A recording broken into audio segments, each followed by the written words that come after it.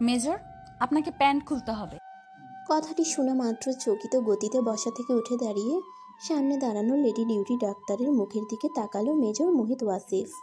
ভ্রুকুচকে তীক্ষ্ণ দৃষ্টি প্রয়োগ করে বোঝার চেষ্টা করছে ডাক্তারের মুখভাব, কিন্তু মেয়েটি মাস্ক পরিহিত, যার জন্য বেশ সুবিধা করতে পারল না মোহিত। নেম প্লেটের দিকে দৃষ্টিপাত করে মনে মনে নামটা আওড়ালো, বুশরা জাহিন স্বর্গ। মিস আর মিসেস স্বর্গ, আপনার কথাটা ঠিক বুঝতে পারলাম না। আপনি জানেন আপনি কাকে কি বলছেন? জি মেজর, আমি জেনে বুঝেই কথাটি বলেছি। আপনাকে প্যান্ট খুলতে হবে। আমি আপনাকে ভেন্ট্রোগ্লুটিয়াল পেশিতে ইঞ্জেকশনটি পুশ করব। এটা আপনি হাতে নিতে পারবেন না, উপর থেকে অর্ডার আছে। কথাটি নির্লিপ্ত ভঙ্গিতে বলে ইঞ্জেকশনে মেডিসিন ঢুকানোর প্রস্তুতি নিল স্বর্গ। এতক্ষণ পাশেই চুপচাপ দাঁড়িয়ে তাদের কথোপকথন শুনছিল ক্যাপ্টেন সৌম্য সাহারিয়ার। তার ভাবতেই পিলে চমকে উঠছে যেই মেজরের এক ধমকে তাদের পুরো টিম থরথর করে কাঁপে। তার সামনে একটি পুচকে মেয়ে মেজরকে নির্দ্বিধায় প্যান্ট খুলে ফেলতে বলছে। মেয়েটির সাহসের তারিফ না করে পারছে না সৌম্য। কিয়ৎক্ষণ বাদেই সকল ভাবনাকে দূরে ঠেলে সৌম্য মনে মনে এক দুষ্টু ভাবনা ভেবে ফেলল। আজকে কি আমি মেজরের পাঁচু দেখতে পাবো? এত বড় সৌভাগ্য আমার। মনে মনে কথাটি ভেবেই শব্দ করে হেসে উঠল ক্যাপ্টেন সৌম্য। হঠাৎ হাসির শব্দ শুনে রাগে চিরবিরিয়ে উঠল মোহিতের শিরা উপশিরা। একদিকে এই ব্রেনলেস ডক্টরের অসংলগ্ন কথা, অন্যদিকে সৌম্যর এমন বিদঘুটে হাসিতে বিতৃষ্ণায় হাত মুষ্টিবদ্ধ হয়ে এলো। মুহূর্তেই মোহিত রক্ত হিম করা দৃষ্টি নিক্ষেপ করলো সৌম্যের পানে। মোহিতের দৃষ্টির সাথে সৌম্যের দৃষ্টি মিলে যাওয়ার সাথে সাথেই ভয়ে যে কটা দাঁত সৌম্য বের করেছিল দ্রুত মুখ বন্ধ করে তা ঠেকে ফেলল। মনে মনে সে আল্লাহর নাম ডাকছে। মেজরের বাছু কি দেখব, নিজের বাছুর ছাল থাকলেই না, রক্ষা করো মাবুদ। আবারও রিনরিনে কণ্ঠে ডক্টর বলে উঠল। শুয়ে পড়ুন মেজর। মোহিত এবার নিজেকে শান্ত রেখে কণ্ঠে খানিক গাম্ভীর্য ঢেলে বলে উঠল। আপনি কার সাথে কথা বলছেন জানেন? জি, আমি মেজর মোহিত ওয়াসিফের সাথে কথা বলছি, যাকে দেখলে পুরো ডিপার্টমেন্ট ভয় পায়, কিন্তু আমি পাচ্ছি না। মেয়েটির সাহস দেখে অবাকের চূড়ান্ত সীমায় পৌঁছে গেল মোহিত। মনে মনে মেয়েকে পাক্কা বেয়াদব উপাধি দিল। আমি এখন ইঞ্জেকশন নেব না মিস স্বর্গ। না নিলে আপনি যেতে পারেন। আমাকে যেমন অর্ডার করা হয়েছে আমাকে তো সেইভাবেই কাজ করতে হবে, তাই না? মেয়েটির কথার ধরনে শরীরে যেন আগুনের ফুলকি পড়ল মেজর মোহিতের। আমি উপর মহলে কথা বলতে যাচ্ছি। ইঞ্জেকশন পোস্টপন করলাম, আর আপনার মতো বেয়াদব মহিলাকেও দেখে নিচ্ছি। Just wait. বলে মোহিত দুই আঙ্গুল দুই চোখের সামনে তুলে ইশারায় বুঝালো। আমাকে আপনি কিছুই করতে পারবেন না মেজর মোহিত, কারণ এই ইঞ্জেকশনটা না নিলে আপনি যেই মিশনের স্বপ্ন দেখছেন সেটা পূরণ করতে পারবেন না। আর যার কাছে আমার নামে বিচার সালিশ দিবেন উনি আমার গুণধর বাবা। আশা করছি কোনোটিতেই বিশেষ লাভ করতে পারবেন না। আর আমাকে মহিলা ভেবে ভুল করবেন না, বয়স মাত্র 24। কথাটি বলে মুখের মাস্কটা খুলে ফেলল স্বর্গ। রাগের চোটে নাকের ডোগা লাল হয়ে এলো মেজর মোহিতের। সে উপরে তাকিয়ে ডিউটি ডাক্তারের চেহারা দেখার প্রয়োজন মনে করলো না, কিন্তু ক্যাপ্টেন সৌম্য এই সুযোগ মিস করার পাত্র নয়। সুন্দরী মেয়েদের প্রতি তার একটা আলাদা দায়িত্ব আছে, আর সেই দায়িত্বটা হচ্ছে তাদের চোখ মুখ খুঁটিয়ে খুঁটিয়ে দেখা, আর কোথায় কোন সৌন্দর্যের খুঁত রয়েছে তা বের করা। কিন্তু ক্যাপ্টেন নিজের চোখেই বিশ্বাস করতে পারছে না। অনেকক্ষণ চেষ্টা করেও যখন কোনো খুঁত ধরতে না পারল, তখন দুই হাত দিয়ে দুই চোখ কচলে আবার ডিউটি ডাক্তারের দিকে দৃষ্টি দিল। ইঞ্জেকশন না নিলে অন্যজনকে নেওয়ার জায়গা করে দিন। দরজার বাহিরে লম্বা সিরিয়াল আছে। আশা করে বুঝতে পেরেছেন মেজর মোহিত। মোহিত মেয়েটির খোঁচা মারা অপমান সইতে না পেরে ক্যাপ্টেন সৌম্য বলে হুঙ্কার ছেড়ে রুম থেকে বেরিয়ে এলো। গায়ের এপ্রন ঠিক করে চুলগুলো ইলাস্টিকের সহিত বেঁধে নেক্সট বলে হাত ছাড়ল স্বর্গ।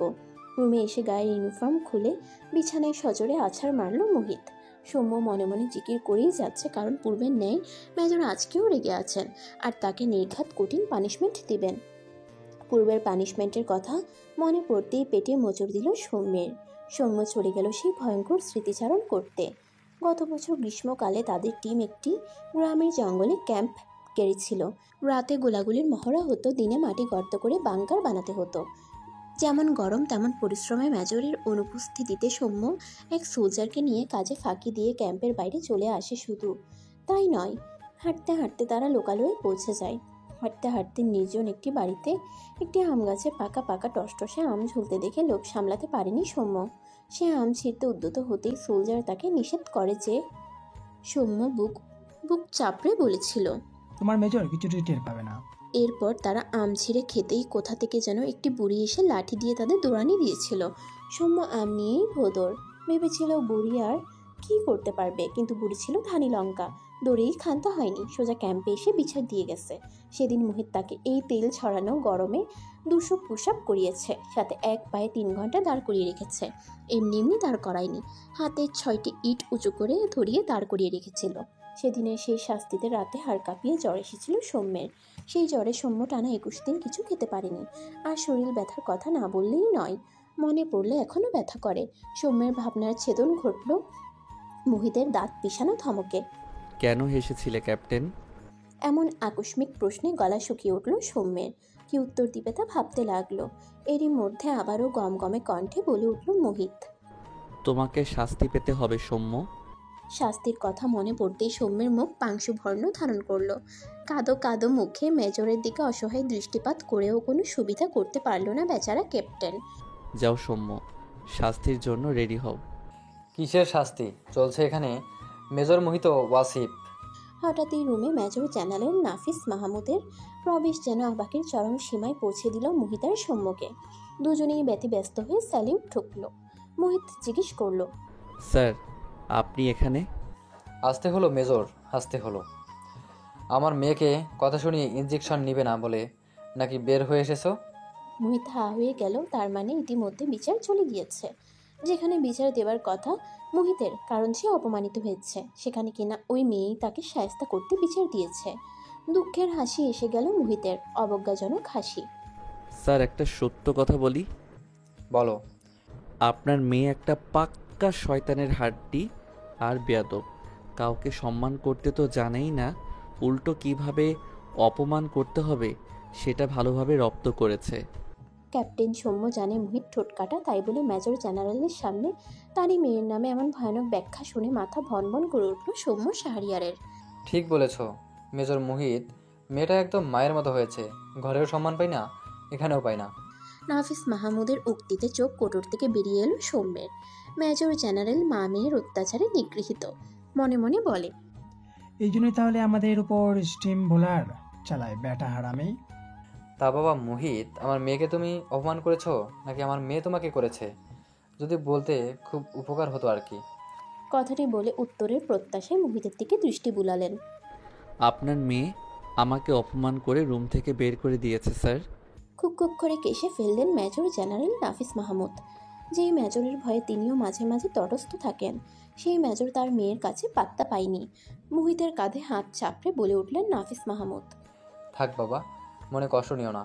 যেখানে তোমাদের শাড়ি প্রতিনিয়ত অপমানিত হচ্ছে, সেখানে একদিন অপমানিত হয়ে মন খারাপের কিচ্ছু নাই। বিকালে গিয়ে ইঞ্জেকশনটা দিয়ে এসো। যেই জায়গায় আমার মেয়ে দিতে চায় সেই জায়গাতেই, ঠিক আছে? না হলে ইঞ্জেকশনটা আমাকেই পুশ করবে বলেছে। আর তোমার যেই মিশনে নিয়ে এত স্বপ্ন, সেই মিশনে যেতে হলে তোমাকে প্রচুর ফিট থাকতে হবে। আশা করি সব বুঝতে পেরেছো। বাচ্চাদের মতো জেদ করো না। নিজের স্বপ্নের মিশনের কথা মনে পড়তেই মহিদেশ্বর খাদে নেমে এলো। জি স্যার, আমি দেখছি কি করা যায়। বলেই আবার স্যালিউট ঠুকে নাফিস মাহমুদকে বিদায় জানালো। ক্যাপ্টেন সৌম্য, তোমাকে মাফ করে দিলাম, যাও, আজকে শাস্তি দেওয়ার মুড নেই। বলেই ওয়াশরুমে ঢুকে গেল মোহিত। ক্যাপ্টেন সৌম্য যেন গভীর সমুদ্রে তলিয়ে গিয়ে বেঁচে ফিরল। এক মুহূর্ত কাল বিলম্ব না করে এক প্রকার দৌড়েই পালালো সে। মিনিট 20 হট একটা শাওয়ার নিয়ে রুমে এসে মোহিত তার গোপন ফোনটি বের করলো। ফোনটা অন করতে একটা মেসেজ টুং করে উঠল, Ahmed Khan is here, see you in Afghanistan. মেসেজটি দেখে মুহূর্তেই মুখে হাসি ফুটে উঠল মোহিতের। চোখগুলো হয়ে উঠল চকচকে। খুব দ্রুতই তাহলে মিশন শুরু হতে যাচ্ছে। তাহলে তো আর দেরি করা যাবে না। ওকে, গেট রেডি ফর ইনজেকশন। বলে রেডি হয়ে ক্যাপ্টেন সৌম্যকে নিয়ে রওনা হলো ডক্টরের চেম্বারে। ডিউটি শেষ করে অ্যাপ্রন খুলে কিছু গুছিয়ে নিল স্বর্গ। আজ অনেক ধকল গেছে। সুযোগ পেয়ে অবশ্য ক্লোজ ফ্রেন্ড মেহনাজ পিউকে ডেকেছে। দুজনে একসঙ্গে বুফে খাবে সিদ্ধান্ত নিয়েছে। দুজনে যেই বের হবে অমনি মেজর মোহিত ক্যাপ্টেন সৌম্যকে নিয়ে হাজির। আসতে পারি? স্বর্গ স্মিত হেসে প্রশ্ন করল, এসেছেন তাহলে? আসতে হলো, কোনো সমস্যা? না, সমস্যা না, শুয়ে পড়ুন, প্যান্ট খুলুন। বলেই মুখ টিপে হেসে ফেলল স্বর্গ। এবার আগে ভাগেই ভয়ের চোটে রুম ত্যাগ করলো সৌম্য। মোহিতের লজ্জা এবং ব্যক্তিত্বের এমন ফালুদা হওয়াতে সে ইতস্তত করতে লাগলো। তা বুঝতে পেরে চিকন সুমিষ্ট কণ্ঠে স্বর্গ বলে উঠল, লজ্জার কিছু নেই মেজর। ও ডক্টর পিউ, ও আমাকে হেল্প করবে, কারণ একটু এদিক সেদিক হলে প্রচুর ব্লিডিং হবে। সো ডোন্ট প্যানিক, ওকে? এতক্ষণ ডাক্তারের চেহারা না দেখলেও নরম কণ্ঠটা শুনে মেজর মোহিত দৃষ্টি নিক্ষেপ করলো স্বর্গের দিকে এবং আপনা আপনি মুখ থেকে অস্ফুট স্বরে বেরিয়ে এলো, মাশাআল্লাহ। হাতে গ্লাভস পরে নিল স্বর্গ আর পিউ। মোহিতকে উপর করে শোয়ানো হলো। ইনজেকশনে মেডিসিন লোড করার জন্য পিউকে নির্দেশ দিল স্বর্গ। লজ্জায় ইতস্ততায় মোহিত বালিশে মুখ গুজে চোখ বন্ধ করে ফেলল। সাথে সাথেই মনের ক্যানভাসে ভেসে উঠল গ্রে কালারের কুর্তির সাথে জিন্স প্লাজো পরিহিত চাঁদের মতো হলুদ ফর্সা বর্ণের পিচ্ছি একটা পরি, যার ঝলমলে ড্রিপ ব্রাউন রঙের স্ট্রেট চুলগুলো কাঁধ পর্যন্ত স্টাইল করে কাটা। ধবধবে সাদা মুখটিতে প্রসাধনীর কোনো ছোঁয়া নেই, তবুও যেন অপ্সরা। গোলাপি ঠোঁটে লিপ বাম কৃত্রিক আলোর ঝলকে চকচক করছে, সাথে ঠোঁটের নিচের কুচকুচে কালো তিলটা, যা মনের ভেতর নিষিদ্ধ ইচ্ছের জাগ্রত করে। বড় বড় চোখের ঘন পাপড়ির ছাপটানি বুকে হাতুড়ি পিটাচ্ছে। মেজর উঠে পড়ুন, ইঞ্জেকশন পুশ করা হয়ে গেছে। মেয়েলি মিষ্টি কণ্ঠে ভাবনার ভাগন হলো। এত দ্রুত শেষ হয়ে গেল? এত দ্রুত নয়, পাক্কা 10 মিনিট লেগেছে। বলেই হেসে ফেললো স্বর্গ। লজ্জায় দ্রুত প্যান্ট ঠিক করে বেরিয়ে এলো মোহিত। এমনভাবেই এই মেয়ের ভাবনায় ডুবেছে যে এত মোটা শুয়ের খাও টের পায়নি। সর্বনাশী একটা। ক্যাপ্টেন সৌম্য বলেই ডেকে উঠল মোহিত। আলাদিনের দৈত্যের মতো নিমিষেই হাজির হলো সৌম্য। ছেলেটা বেশ কাজের, একসাথে অনেক কাজ করেছে মোহিত আর সৌম্য। যেমন চোখোশ তেমনই ব্যক্তিত্ববান। 1.5 বছর ধরে ছেলেটি মোহিতের সাথে বিভিন্ন প্ল্যানে সামিল হয়েছে। মানুষকে হাসাতে এবং নিজে হাসতে ভালোবাসে ছেলেটি।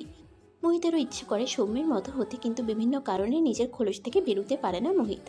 সৌম্য সুযোগ পেলেই তাকে হাসায়, এজন্য সে সৌম্যের কাছে অনেক ঋণী। মোহিতের মরুভূমি নেয় জীবনে সৌম্য এক পশলা বৃষ্টির মতো। এজন্যই তো মোহিত ধীরে ধীরে নিজের ছোট ভাইয়ের স্থান দিয়েছে সৌম্যকে। ক্যাপ্টেন, তুমি কি ডাক্তারনিকে দেখেছো?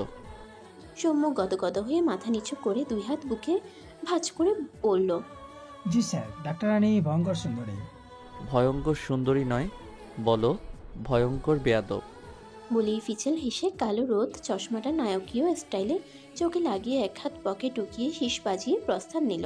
মেজরের এমন উদ্ভট আচরণ দেখে ব্যাকুল বনে গেল সৌম্য। রাত 12:15 রহস্যময় ব্যক্তির কাছে হঠাৎ একটা ফোন কল আসলো। হ্যালো খলিল ভুইয়া, তারপর বলো ওখানকার খবর কি? সাহেব, ওই মেজর কোনো এক মিশ্রণ প্রতিশ্রুত নিচ্ছে, কিন্তু কি মিশ্রণ সেটা বুঝতে পারছি না। সেটা বোঝার জন্যই তো তোমার মতো লোককে রাখা হয়েছে, কিন্তু এখন তো মনে হচ্ছে তুমি পুরোই একটা অপদার্থ। রাগ চেপে খলিল বলে উঠল, কান্টনমেন্টের ভিতর থেকে কি খবর সহজেই বের করা যাবে সাহেব? টাকা ছিটাও খলিল, ভাত ছিটালে কাকের অভাব হবে না আশা করি, বুঝতে পেরেছো? রাখছি এখন, এসব অকাজের পেশাল ভালো লাগছে না। বলেই খট করে লাইন কেটে দিল ওপাশের ব্যক্তিটি। সালা গিরগেটে। বলেই রাগে বাটন ফোনটি সজোরে আছাড় মারল খলিল। পাখির কিচিরমিচির শব্দে ঘুমের রেশ হালকা হয়ে গেল স্বর্গের। আজ তার অফ ডে, ইচ্ছে মতো ঘুমাবে। এই নিয়মে এসির পাওয়ার কমিয়ে কম্বল মুড়ি দিয়েছে, কিন্তু ভোরের আলো ফুটতেই ঘুম হালকা হয়ে গেল। অ্যালার্মটি এখনও যেহেতু বাজেনি, আর একটু চোখ বন্ধ করে রাখলে ক্ষতি কী? মুহূর্তেই বেডসাইড টেবিলের উপর থাকা মোবাইল নামক যন্ত্রটি কর্কশ সুরে বেজে উঠল। চোখ মুখ খিচে কম্বলের নিচে ঢুকে গেল স্বর্গ। কোনো মতে হাতড়ে মোবাইলটা সাইলেন্ট করে ফেলে রাখলো। চোখ বুজে ঘুমের সামান্য চেষ্টা চালালো সে। অকস্মাৎ দরজায় থামথাম বাড়ির শব্দে আর চিল্লানির শব্দে স্বর্গের রাগ সপ্তম আসমানে পৌঁছে গেল। ব্ল্যাঙ্কেট সরিয়ে দরজা খুলে কাউকে না দেখতে পেয়ে রাগের পারদ আরও মাত্রা বাড়িয়ে গেল। দরজায় কে এসেছিল বুঝতে বেশি বেগ পেতে হয়নি চোখোশ ডাক্তারের। আজের একটা বিহিত করতেই হবে এবং ডিস্টার্ব দাদাকে কীভাবে পানিশমেন্ট দিবে সেটাও ভেবে ফেললো। পা টিপে টিপে স্বর্গ সিঁড়ি বেয়ে নিচে নেমে এলো। লিভিং রুমে এসে দেখতে পেল কেউ একজন পায়ের উপর পা তুলে পত্রিকা পড়ছে, সামনে জুস আর হালকা নাস্তা। স্বর্গ জানে এটা তার ছোট ভাই, যদিও অত ছোট নয়, মাত্র 2 বছরের ছোট বড়, কিন্তু তাদের লড়াই মারামারি 3-4 বছরের বাচ্চা। কেন যেন টম জেরিকেও হার মানাবে। ওই তো পত্রিকার উপর দিয়ে সুখের চুলগুলো দেখা যাচ্ছে, খপ করে ধরতে পারলেই বাগে আনা যাবে। যেভাবে সেই কাজ, ধূর্ত বাজ পাখির মতো ধরে ফেললো চুলের মুঠি। যদিও ছোট চুল ধরতে বেগ পেতে হচ্ছে তবুও ছাড়া যাবে না। ঘুম নষ্ট করার শাস্তি ওকে পেতেই হবে ভেবেই চুল ধরে আরেক হাত দিয়ে গলা টিপে ঝাঁকাতে ঝাঁকাতে বলে উঠল, সুখের বাচ্চা হারামি কুত্তা, তোকে আমি মেরেই ফেলবো আজ। অকস্মাৎ আক্রমণে ভেবাঝাঁকা খেয়ে গেল যুবক। ড্রয়িং রুমের চিৎকারে মিসেস তনুজা মাহমুদ খুন্তি হাতেই দৌড়ে আসলেন। নাফিস মাহমুদ সবেই চুলে অর্ধেক কালো রঙের কালিটা লাগিয়েছেন, বাকিটা আর লাগাতে পারলেন না। বাটি সমেত দৌড়ে আসলেন। স্বর্গের ভাই সুখ পিছন থেকে জুসের গ্লাসে এক সিপি চুমুক দিয়ে বলে উঠল। পিছন ফিরে সুখকে দাঁড়িয়ে থাকতে দেখে স্বর্গ নিজের আলু থালু চুলগুলো এক হাত দিয়ে চোখের সামনে থেকে সরিয়ে সামনে থাকা পুরুষটির দিকে নজর দিল। ধবধবে ফর্সা পুরুষটির ওভার শেপের ক্লিন শেপ করা চকচকে মুখমণ্ডল, সেই মুখের রাজ্যের মায়া ভরা তীক্ষ্ণ চোখ যেন স্বচ্ছ সমুদ্র, খাড়া নাক, নৌকার মতো বাঁকা ভ্রু, জোড়া আর্মি কাটিং হেয়ারটা তাকে একটু বেশিই মানাচ্ছে যেন। তার জিম করা পেশিবহুল শরীরের সামনে সর্বনিতান্তই একটা পিঁপড়ে। এক হাত দিয়ে চুলের মুঠে এখনো ধরে আছে, বিখ্যানে হাত সরাতেই ভুলে গেছে। ওপর দিকের পুরুষটির ক্ষেত্রে ঘটনা ঘটেছে অন্য। স্বর্গের পরনে স্লিপিং শার্ট, ট্রাউজার, আলুথালু চুল, মুখে জমে থাকা তেলে চকচক করা গাল, নাক, কাপা কাপা গোলাপি শুষ্ক ঠোঁটজোড়া, এবং এতটা কাছাকাছি প্রথম কোনো মেয়ের হওয়া। সব মিলিয়ে মনের ভেতরে নিষিদ্ধ ইচ্ছেকে বারবার মাথা চালিয়ে জাগ্রত করে নিচ্ছে। না, আর পারা যাচ্ছে না। এটা তুই কি করলি মা? মেজরকে মেরে দিলি? বেচারা আমার কাছে কাজে এসেছে আর এভাবে অপমান করে দিলি? বাপকে তো পাতা দিসি না, অন্তত বাইরের মানুষকে তো দে। বাপির মুখে এমন নাটকীয় কথা শুনে স্বর্গ আহাম্মক হয়ে গেল। এই লোক আর্মির জেনারেল না হয়ে নাটকের সিনেমায় ফারামি করলে বেশি জনপ্রিয় হতো। মুহিতের চুলের মুঠি ছেড়ে আমতা আমতা করে মাথা নিচু করে বিনীত স্বরে বলে উঠল স্বর্গ। সরি মেজর, আমি আমার ভাইকে ভেবে আপনাকে ধরে ফেলেছি, ইন্টেনশনালি করিনি, মাফ করবেন। বলেই এলোমেলো পায়ে প্রস্থান নিল। মুহিত তার বুকের হার্টবিটের ধুকপুকানিতে কথার খেই হারিয়ে ফেলল। তনুজা কোমল সুরে জানতে চাইল, বাবা লাগেনি তো তোমার? না আন্টি, এসব ছোটোখাটো মায়ের আমার কাছে গায়ে তোলা পড়ার মতো। আপনি আপনার কাজ করুন প্লিজ, আমি ঠিক আছি। দেখেছো, বলেছিলাম না মেয়েরা ডাকাত। স্যার, বাকি রংটা চুলে লাগিয়ে আসুন, জোকার লাগছে। মুহিতের এমন কথা শুনে বোকার মতো হাসি দিয়ে আবার ওয়াশরুমে ঢুকে গেল নাফিস মাহমুদ। মুহিত জানে বাবা হিসেবে নাফিস মাহমুদ 10-এ 10। কাজের সূত্রে নাফিস মাহমুদের সাথে অনেক মেলামেশা করার সুযোগ পেয়েছে মুহিত। ভদ্রলোক যেমন হাসি খুশি তেমনই কঠোর। তিনি কাজ আর ফ্যামিলি কখনো এক জায়গায় রাখেন না। মুহিতকে নাফিস মাহমুদ বারবার একটা কথা বলেছেন, আমার ফ্যামিলি আমাকে নিয়ে কখনো কোনো অভিযোগ করতে পারবে না মোহিত। আমি কখনোই ওদের প্রতি কঠোরতা দেখাইনি। যখন যতটুকু ওদের ভালো রাখতে প্রয়োজন হয়েছে আমি সেভাবেই দিয়েছি। আমার ছেলে মেয়েদের কাছে আমি বেস্ট বাবা, আমার স্ত্রী তনুদের কাছে আমি শ্রেষ্ঠ হাজব্যান্ড। এর চাইতে বড় অর্জন আর কি হতে পারে মোহিত? মুহিত মন থেকে এই ভদ্রলোককে অনেক শ্রদ্ধা করে। নাফিস মাহমুদ কর্মক্ষেত্রে যতটা কঠোর, কর্মক্ষেত্রের বাইরে ততটাই নমনীয়। নাফিস মাহমুদের মাঝে মুহিত নিজের বাবার প্রতিচ্ছবি খুঁজে পায়। হঠাৎ পিছন থেকে সুখ কাশি দেওয়ার ভান করল। এহেম এহেম। হাই ব্রো, আমি সাফওয়ান মাহমুদ সুখ। স্বর্গে শুনে শুনে 2 বছরের ছোট একমাত্র আদরের ভাই। খুব জ্বালাই তো, এই জন্য মাঝে মাঝে বাগে পেলে রামধুলানি দেয়, আবার মাঝে মাঝে লুকিয়ে পড়ি, তখন বাপি ওর খামচি খাই। এই ধরুন আজকের ব্যাপারটা। একটু আগে ইচ্ছে করি ওর আরামের ঘুমটা ভাঙলাম, তার বদলে আপনি কেলানি খেলেন, কিন্তু আপনাকে কেলানি খাওয়ার ইচ্ছে আমার ছিল না। জাস্ট ও ছুটির দিনটা স্পয়েল করতে চাইছিলাম, অ্যান্ড আই অ্যাম সাকসেস। বলেই কলার ঝাঁকালো 22 বছরের ক্যাডেট পড়ুয়া যুবকটি। এই মুহূর্তে মুহিতের এই বাড়ির প্রত্যেক সদস্যকে পাগল মনে হচ্ছে, সাথে নিজেকেও। কিন্তু ফিউচার শ্বশুরবাড়ি বলে কথা, কাউকে পাগল বলা যাবে না। চুপচাপ জুসের গ্লাসটা হাতে নিয়ে ছোট করে একটি চুমুক বসালো এবং মনে মনে ভাবল, পাগল হয়ে যদি সুখের লহমায় দিন গুজরান করা যায়, ক্ষতি কোথায়? 20 মিনিট পর জেনারেল নাফিস মাহমুদ তার স্টাডি রুমে মুহিতকে ডাকলেন। মুহিত কিছু কাগজ আর নকশা নিয়ে পৌঁছে গেল সিঁড়ি বেয়ে দোতলার কর্নারের কাঙ্ক্ষিত সেই রুমে। শুরু হলো গোপন বৈঠক। হাই, আপনি ক্যাপ্টেন সৌম্য না? আকস্মিক মেয়েলি কণ্ঠ শুনে পিছন ফিরতেই সামনে দাঁড়ানো সুন্দরী এক মেয়েকে দেখে ভীষণ খেল সৌম্য। জি, আমি ক্যাপ্টেন সৌম্য সাভারিয়ার। আপনাকে তো চিনলাম না। আপনার ব্রেইনে জং ধরেছে ক্যাপ্টেন। 2 দিন আগে আমাদের দেখা হয়েছিল বুশরা জাহিন স্বর্গের চেম্বারে। মাথা চুলকে হো, মনে পড়েছে। বলে ভদ্রতা সূচক হাসি বিনিময় করল সৌম্য আর বলল, সেদিন দেখা হলেও কথা হয়নি, এর জন্য আন্তরিকভাবে দুঃখিত। এমা, না না, কোনো প্রবলেম নেই। আপনার নামটা জানা হলো না, যদিও আপনি আমার ইতিমধ্যেই জেনে গেছেন। মেহনাজ পিউ, আমি স্বর্গের স্কুল জীবনের ফ্রেন্ড। সুন্দর নাম, ঠিক আপনার মতো। ফ্ল্যাটিং করছেন? সৌম্য জিভ কামড়ে কান ধরে কিউট করে তবা বলে উঠল। একদম না ম্যাডাম। পিওর কি হলো কে জানে, সৌম্যের এমন রূপ দেখে মনে তার ঠান্ডা বাতাস বয়ে গেল। সকাল 10টা বেজে 5 মিনিট, সেনা সদস্যদের প্রশিক্ষণ অনুশীলন চলছে। মোহিত দাঁড়িয়ে তা পর্যবেক্ষণ করছে আর ভাবছে। আমাদের ভেতরের খবর বাইরে কে পাচার করছে, নিজেদের ব্যক্তিগত তথ্য কিভাবে আংশিক হলেও ফাঁস হচ্ছে। আরও বেশি সতর্ক হতে হবে, কোনোভাবেই এবারের প্ল্যান ভেস্তে দেয়া যাবে না। যেই বোয়াল আমি 2 বছর ধরে খুঁজে চলেছি, তাকে এবার আমার জালে আটকাতেই হবে। কি ব্যাপার মোহিত, তোমাকে অমনস্ক লাগছে? হঠাৎ পিছন থেকে এমন ভরাট কণ্ঠ শুনে চমকে উঠে মোহিত। ভাবনা খাটিয়ে পিছন ফিরে লেফটেন্যান্ট জেনারেল নিয়াজ মুর্শিদকে দেখে তৎক্ষণাৎ স্যালিউট জানায়। কিছু না স্যার, হঠাৎ মায়ের কথা মনে পড়েছে। দীর্ঘদিন তিনি হসপিটালে ভর্তি, সুস্থতার কোনো লক্ষণ দেখা যাচ্ছে না, তাই একটু চিন্তিত হয়ে পড়েছিলাম। এমন আর হবে না, সরি স্যার। ডোন্ট ওরি মাই বয়, সব ঠিক হয়ে যাবে। কাজে মনোযোগ দাও। আর তোমার মিশনের কি খবর, কোনো খোঁজ পেলে? নিয়াজ মুর্শিদকে কেমন জানি সুবিধার মনে হয় না মোহিত। মোহিত সব কথা চেপে গিয়ে নানান তালবাহানা লাগিয়ে এক গল্প বলে ফেলল। না স্যার, কোনো কিছু করেও আহমেদ খানের নাগাল পাচ্ছি না। আপনি টেনশন করবেন না, আমি ঠিক খুঁজে বের করব। কথাটি বলে আর এক মুহূর্ত দেরি না করে চোখে কালো রোদ চশমাটা পরে লম্বা লম্বা পা ফেলে হাঁটা ধরল মোহিত। গন্তব্য সিএমএইচ। একবার মাকে দেখে ডক্টরের সাথে কথা বলতে হবে। দেখুন মেজর মোহিত, আপনার মায়ের হার্টে ব্রেসমেকার মেশিন বসাতে হবে। আপনার মা অনেক দিন ধরেই এখানে ভর্তি রয়েছে। আমি দীর্ঘদিন ওনার চিকিৎসা সেবা দিয়ে আসছি। ওনার সমস্ত কন্ডিশন আমার নখদর্পণে।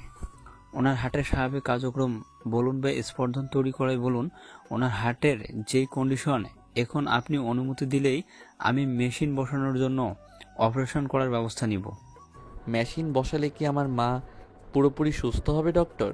মোহিতের কথা শুনে চুপ করে দৃষ্টি নত করে ফুস করে নিঃশ্বাস নিলেন প্রফেসর সারোয়ার জাহান। দেখুন মেজর, হায়াত মাউদ উপরে যিনি আছেন তার হাতে। আমি আপনাকে 100% গ্যারান্টি দিতে পারবো না, তবে আমার বিশ্বাস আপনার মা সুস্থ হবে। কথাটি বলে মোহিতের হাতের উপর হাত রাখলেন প্রফেসর। আর দেরি করবেন না মেজর, দেরি করলে অবস্থা শুধু খারাপই হতে থাকবে। যত দ্রুত সিদ্ধান্ত নেবেন তত ওনার জন্য ভালো। চোখ বন্ধ করে কিছু একটা ভাবল মোহিত। পরক্ষণে গম গমে কণ্ঠে বলে উঠল, আপনি অপারেশনের সব কিছু রেডি করুন। কিন্তু মেজর, একটা প্রবলেম আছে। এই বলে একটা পেপার এগিয়ে দিলেন প্রফেসর মোহিতের দিকে। কি এটা? মেজর মোহিত, এখানে আপনাকে বন্ড সই দিতে হবে। কথাটি শোনা মাত্র মাথায় আকাশ ভেঙে পড়ল মোহিতের। জিজ্ঞাসু দৃষ্টিতে মোহিত প্রফেসরের দিকে তাকালো। আসলে অপারেশনে একটু জটিলতা রয়েছে। ভাগ্যে খারাপ হলে ওটি টেবিলেই উনি মারা যেতে পারেন, কিন্তু আমরা আমাদের চেষ্টার কোনো ত্রুটি রাখবো না মেজর। প্রফেসরের কথা শুনে চোখের মধ্যে জ্বালা শুরু হলো মোহিতের। এখন কি ভারী বর্ষণ হবে চোখের দুকুল ছাপিয়ে? এমনটা কি হবার কথা ছিল? আজ থেকে 6 বছর আগের ভাবনায় ডুব দিল মোহিত। শীত বিদায় নিবে নিবে ভাব, কিন্তু রাতে হালকা শীতের আমেজ রয়েছে এবং দিনে চকচকে সোনালি রোদ। আকাশে সাদা মেঘের ভেলা ভাসছে। মোহিত তখন সেকেন্ড লেফটেন্যান্ট। তার পোস্টিং ছিল কুমিল্লা ক্যান্টনমেন্টে। মোহিত সকালের জগিং শেষ করে শাওয়ার নিয়ে ডাইনিং হলের উদ্দেশ্যে পা বাড়িয়েছে মাত্র, হঠাৎ মোহিতের হাতে থাকা মুঠোফোনটা ভাইব্রেশন শুরু হয়। স্ক্রিনে দৃষ্টি ফেলে পাপা নামটি দেখে হাসি ফুটে মোহিতের ঠোঁটে। হ্যালো, কেমন আছো মোহিত? ভালো আছি পাপা, তোমরা সবাই কেমন আছো? আমরা অনেক ভালো আছি। একটা খুশির খবর আছে তোমার জন্য মোহিত। জি পাপা, বলো। নামিরার বিয়ে ঠিক করেছি। জানি সব কিছু অনেক দ্রুত হয়েছে, তোমাকে জানানোর সময় হয়নি। পাত্র নামিরার বেশ পছন্দ হয়েছে, বাকি কথা বাসায় এলে বলবো। আজই তুমি ঢাকার ব্যাক করো, রাতেই এঙ্গেজমেন্ট। বোনের বিয়ের কথা শুনে মোহিত প্রথমে অনেক খুশি হয়, কিন্তু পরে ভাবতে থাকে সবকিছু এত দ্রুত হয়ে যাচ্ছে।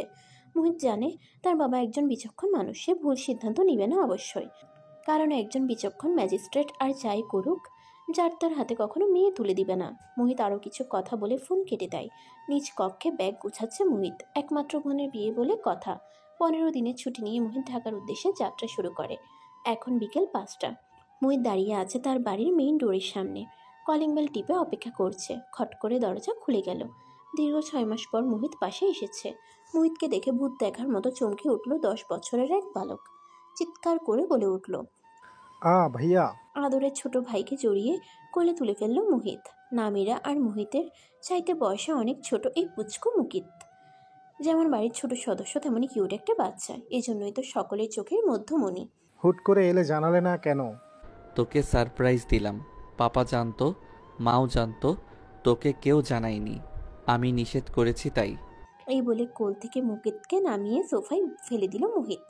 ফেলেই সুশ্রুই দেওয়া শুরু করলো। মুকিত হেসে কুটি কুটি। তাদের দুই ভাইয়ের খুনসুটি হাসাহাসি করার শব্দে রান্নাঘর থেকে দৌড়ে এলেন মিসেস তারিন রহমান আর নামিরা। নামিরা এসেই মোহিতের কান টেনে ধরলো। এই 6 মাসে একবারও আসতে মন চায়নি তোর? আহ, আপু লাগছে, মা লাগছে, ছাড়তে বলো। না, ছাড়বো না, লাগার জন্যই ধরেছি। আচ্ছা সরি, মাফ করে দে আপু। নেক্সট বার থেকে প্রতি মাসে মাসে আসবো। মুকিত নামিরাকে অনুনয় সুরে বলল, ছেড়ে দাও না আপনি, ভাইয়ার কানে ব্যথা লাগছে। ভাইয়ের উকিল হয়েছিস? মুকিত মাথা উপর নিচ করে হ্যাঁ বুঝালো। আচ্ছা, যা, ছেড়ে দিলাম। ছেলে মেয়েদের এমন কীর্তি দেখে হেসে ফেললেন মিসেস তারিন। তোদের নিয়ে আর পারি না। যা মোহিত, ফ্রেশ হয়ে খেয়ে নে, কাজ আছে অনেক। এই পুটু, এই ব্যাগে যা যা আছে সব তোর, যা নিয়ে নে সব। মুকিত যেন আকাশের চাঁদ হাতে পেল। এই জন্যই তো ভাইকে তার এত ভালোবাসতে ইচ্ছে করে। এবার নামিরার পিছু নিল মোহিত। তুই প্রেম করেছিস না? নামিরা হাত উঠিয়ে বলে, মারবো এক ঠাটিয়ে। আচ্ছা বুঝেছি, লজ্জা পেতে হবে না, শুধু বল বরকে, পটাপট নাম বলে ফেল। তুই চিনিস? আমি চিনি। নামিরা লজ্জায় মাথা নিচু করে মুখ টিপে হেসে ফেলে। সোহাগ ভাই? নামিরার দিকে দৃষ্টি ফেলে নামিরার রক্তিম গাল আর ওনার কোনা আঙ্গুলে পেঁচানো দেখে মোহিত বুঝে ফেলে হি ইজ রাইট। শিওর সোহাগ ভাই? নামিরা মাথা দুলিয়ে হাসিসূচক উত্তর দেয়। কিভাবে পটালি ওই হাবলুটাকে? নামিরার চোখ রাঙিয়ে বলে ওঠে, মার খাবি মোহিত। মোহিত খুব ভালো করে সোহাগ নামের ছেলেটিকে চিনে। মোহিতের বাবার বাল্যকালের এক বন্ধুর ছেলে এই সোহাগ। ছেলেটি গ্রামে থাকতো। একদিন মোহিতের বাবা আদনান ওয়াসিফ অনেক রাত্রে একটি ছেলেকে এনে কঠিন গলায় সবাইকে ডেকে বলেছিল, আজ থেকে এই ছেলে আমার ছেলেদের মতন, সেও এবারই সদস্য এখন থেকে। ও আমার বন্ধু মাহিদের ছেলে। ওর বাবা 2 দিন আগেই এ দুনিয়া ত্যাগ করেছে। ইহজগৎ ওর কেউ নেই। তোমরা কেউ কখনো ওর সাথে কোনো প্রকার খারাপ আচরণ করবে না, তাহলে আমি অনেক কষ্ট পাবো। আজকে আমি এই এটিএমের গার্জিয়ান হলাম। ভবিষ্যতে আমার বর্তমান এই ছেলের দোয়ায় আল্লাহ চাইলে অন্য কেউ তোমাদেরও গার্জিয়ান হবে। সোহাগ তখন ইন্টারমিডিয়েট এক্সাম দিয়েছে কেবল। এই অবস্থায় কোথায় যাবে, কার কাছে যাবে কিছুই ঠাহর করতে পারছিল না। এমন সময় ফেরেস্তার মতো সামনে এসে দাঁড়িয়েছিল আদনান ওয়াসিফ। মিসেস তারিন সোহাগকে কাছে টেনে বলেছিল, আম্মা ডাকতে পারবি? সোহাগ সেদিন মিসেস তারিনকে জড়িয়ে ধরে কেঁদে দিয়েছিল। সোহাগ পড়াশোনায় অনেক ব্রিলিয়ান্ট ছিল। নিজের পড়াশোনার পাশাপাশি নামিরা আর মোহিতকেও অঙ্ক ইংরেজি পড়াতো অবসর সময়ে। নামিরার এসএসসি পরীক্ষার সকল নোটস নিজ হাতে তৈরি করে দিয়েছিল সোহাগ। সেদিন ইন্টারমিডিয়েট এক্সামে সোহাগ জিপিএ 5 পেল। সেদিন মিসেস তারিন আর আদনান ওয়াসিফের খুশি দেখে কে। নিজের সন্তানের মতো সকল সুযোগ সুবিধা দিয়েছিলেন সোহাগকে। পড়িয়েছিলেন পাবলিক বিশ্ববিদ্যালয়ে। নিজের যোগ্যতা বলে সোহাগ নামকরা এক কলেজের ইংরেজি বিষয়ের প্রফেসর হিসেবে নিয়োগ পায়। মোহিত আগেই বুঝেছিল সোহাগের জন্য নামিনার মনে কোথাও কিছু আছে, কিন্তু এটা যে প্রেম ভালোবাসা পর্যন্ত করাবে তা ভাবতে পারেনি মোহিত। কারণ সোহাগ ছিল খুবই সাদা সিধে ঘরকোনা টাইপ ছেলে। 3 তলার চিলে কোঠার ঘরটাতে সারাক্ষণ পড়াশোনা করে কাটাতো, খাওয়া দাওয়ার সময় ছাড়া। মায়ের ডাকে ধ্যান ফিরল মোহিতের। খেতে আয়, আর কিছু কাজ আছে, হাতে হাতে করে দে। কাজগুলো বুঝিয়ে দিয়ে চলে গেলেন মিসেস তারিন। চারপাশে আলো ঝলমল করছে। কিছু কাছের আত্মীয় এসেছে। বাচ্চাদের হাসাহাসিতে মুখরিত চারিপাশ। বাড়িতে যেন চাঁদের হাট বসেছে। নামিরার আকত হবে আজ। মোহিত কর্মব্যস্ততায় তার বাবার খবর নেওয়ার সময়ই পায়নি। তবুও তার মায়ের কাছে জানতে চেয়েছে। মা পাপাকে দেখছি না কোথাও। আছে কোথাও কাজে ব্যস্ত, হয়তো আকদের সময় দেখতে পাবি। বলেই অন্যদিকে চলে গেলেন পার্লারের মেয়েরা এলো নাকি সেটা দেখতে। ঘরের এক কোণে বসে জীবনের হিসেব কষছেন আদনান ও আসিফ। ওনার জীবদ্দশায় কোনোদিন এমন পরিস্থিতির মুখোমুখি হননি তিনি। নিজের এত বছরের অর্জন করা সততা সম্মান খুইয়ে দিবেন, নাকি পালিয়ে যাবেন, নাকি জীবন দিয়ে হলেও সব আগলে রাখবেন? কোনো সিদ্ধান্তেই উপনীত হতে পারছেন না তিনি। দিনে রাতে এত পরিমাণ হুমকিজনক ফোন কল আর নেওয়া যাচ্ছে না। কি করতে পারেন এখন তিনি? পরিত্যক্ত একটি বিল্ডিংয়ের আধভাঙা একটি কক্ষে গোপন বৈঠক বসিয়েছেন কয়েকজন গণ্যমান্য ব্যক্তি। তারা সবাই সমাজের উজ্জ্বল ব্যক্তিবর্গ। তাদের ভালো মানুষের আড়ালের মুখোশ জনগণ জানে না, জানানোর দরকার কি বাকি? তারা কি দেশের মানুষের মুখের ভাত কেড়ে নিয়েছে? নিজের স্বার্থ নিয়ে ভাবা কি ভুল কিছু নাকি? টাকার প্রতি লোভ কার না আছে? সামান্য একজন নির্বাহী অফিসারের কাছে এভাবে জিম্মি না হয়ে, এত ভয় না পেয়ে ভয়কে জয় করলে কেমন হয় লেফটেন্যান্ট? বনিতা না করে খুলে বলুন কি করতে চাচ্ছেন আহমেদ খান। আহমেদ খানের উত্তর শোনার আশায় বাকি সদস্যরা গভীর আগ্রহ নিয়ে তার মুখ পানে দৃষ্টি দিলেন। যদি ওই নির্বাহী অফিসারই আর না থাকে তাহলে কেমন হবে? কথাটি সকলের মনে ধরে গেল। এই জন্যই বলি আহমেদ, তুমি আসলে একটা পাক্কা খিলাড়ি। বলেই হাততালি দিলেন নব্য হওয়া মন্ত্রী মোস্তাক চৌধুরী। আহমেদ খান হুইস্কির গ্লাস 3 আঙ্গুল দিয়ে ধরে তাতে বরফ ঢেলে নাড়তে নাড়তে ঢেউ খেলানো হুইস্কির দিকে তাকিয়ে আবারও বলে উঠল, আমি তো জানি সেনাবাহিনীর লোকেরা হয় সৎ, ন্যায়নিষ্ঠাবান। তো তুমি কিভাবে এমন জোচ্চুর হলে লেফটেন্যান্ট? গ্লাসে হুইস্কি ঢালতে ঢালতে বিদকুটের শব্দে হো হো করে হেসে উঠলেন লেফটেন্যান্ট। একজন লেফটেন্যান্টকে সরকার বেতন কত দেয় জানো? পাশে থাকা মোস্তাক জানতে চাইলেন কত। মাত্র 29,000 টাকা। কিন্তু আমার পেটটা দেখেছো? পেটের দিকে আঙ্গুল তাক করে লেফটেন্যান্ট সকলের উদ্দেশ্যে বললেন, আমার পেট চায় কোটি কোটি টাকা। এখন এই কোটি কোটি টাকার খিদে এই সামান্য খড়কুটো দিয়ে কিভাবে চলবে আহমেদ? পাশে থাকা খলিল বলে উঠল, আমার বেতনের কথা আর নাই বললাম সাহেব, সামান্য একজন দাঁড়াপুরোই সেই হিসাবে কিছুই না। আপনাদের পায়ে ধুলো লাগিয়ে যদি এইটুকু খেয়ে পড়ে বাঁচতে পারি, এটাই আমার জন্য অনেক কিছু। তাহলে ওই কথাই রইল, উড়িয়ে দাও লেফটেন্যান্ট নির্বাহী অফিসারকে। পথের সামনের কাঁটা যত দ্রুত সরাবে তত ভালোভাবে হাঁটতে পারবে, বুঝতে পেরেছ? আর মন্ত্রী শুনো, হারামি যেহেতু হয়েছ, তাহলে সরকারকে কিভাবে কি বোঝাতে হবে আশা করি সব আয়ত্ত করবে। লেফটেন্যান্ট যেন না ফাঁসলে নরম গদিতে কিন্তু বসতে পারবে না, কথাটা মাথায় ঢুকিয়ে নিও ভালোভাবে। বলেই হুইস্কি গ্লাসে ঠোঁট লাগিয়ে এক সিপ টান দিল। রাত 9:25। নামিরা আর সোহাগকে পাশাপাশি বসানো হয়েছে আংটি বদল করানোর জন্য। অনুষ্ঠানটা ঘরোয়াভাবে হচ্ছে। নামিরাকে পুতুলের মতো লাগছে আজকে মুহিতের কাছে। যেহেতু সামনের বিয়ের অনুষ্ঠান ধুমধাম করে হবে, তাই আজকে এত বেশি আয়োজন করা হয়নি। আংটি বদল করার জন্য দুটো আংটি মিসেস তারিন একটি ফুলের ঢালিতে করে নিয়ে এলেন। এনে সামনের পাতান টেবিলে রাখলেন। এতদিন পর মোহিত ভালোভাবে সোহাগের দিকে খেয়াল করে দেখল নামিরার জন্য সোহাগের চোখে গভীর ভালোবাসা, ভালো লাগার হাতছানি। সোহাগকে কেমন যেন পরিপূর্ণ আর উচ্ছ্বাসিত লাগছে। আংটি বদল করার জন্য সোহাগ আংটি তুলে নিয়ে নামিরার হাত টেনে নিল। খুবই সন্তর্পণে আংটি পরিয়ে দিল যেন নামিরার আঙ্গুলও টের না পায়। বিষয়টা খুব ভালো লাগলো মোহিতের। যাক, তার বোন পারফেক্ট কাউকেই পেয়েছে। আর যাই হোক, মোহিত বুঝে গেছে এই ছেলের থেকে কখনো নামিরা কষ্ট কী জিনিস তা উপলব্ধি করতে পারবে না। আংটি বদল করার খুশিতে সকলে হাততালি দিয়ে হবু কপতিকে কংগ্রাচুলেশনস জানালো। এত খুশির মধ্যে মোহিতের নজর গেল তার বাবার দিকে। ভদ্রলোকের বিধ্বস্ত চেহারা মোহিতের মনে ভয়ের স্তূপ জমালো। কি এমন ভাবছে উনি কি অসুস্থ? নামিরার বিয়েতে কি উনি খুশি নন? আপুর জেদের কাছে হার মেনে কি বিয়ে হচ্ছে ওনার অমতে, নাকি অন্য কোনো ঘটনা লুকিয়ে আছে? সকল ভাবনাকে দূরে ঠেলে সমস্ত প্রশ্নের উত্তর জানতে বাবার কাছে দ্রুত এসে দাঁড়ালো মোহিত।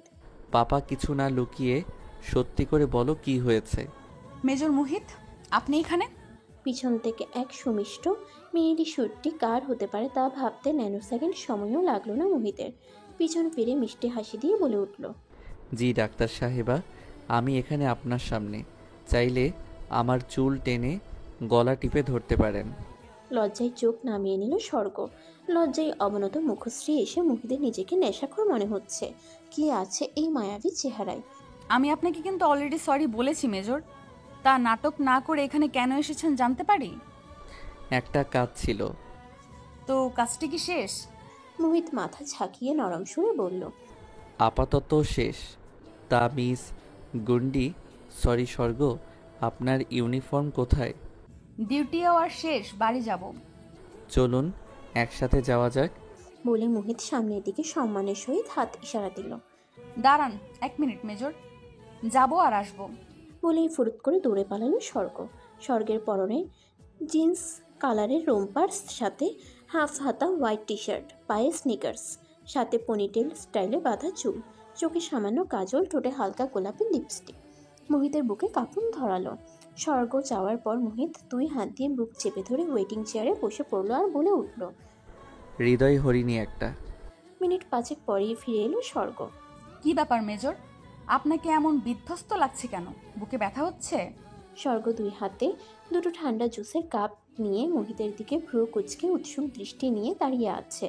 স্বর্গের কথা শ্রবণ ইন্দ্রিয়তে প্রবেশ করা মাত্রই থুম করে দাঁড়িয়ে পড়ল মোহিত। না মিস স্বর্গ, আসলে কেউ আমাকে খুন করতে চাচ্ছে। স্বর্গ ভয় পেয়ে জিজ্ঞেস করলো ফিসফিসিয়ে। কে খুন করতে চাইছে মেজর? আপনি তাকে চিনতে পেরেছেন? ডিপার্টমেন্ট জানে?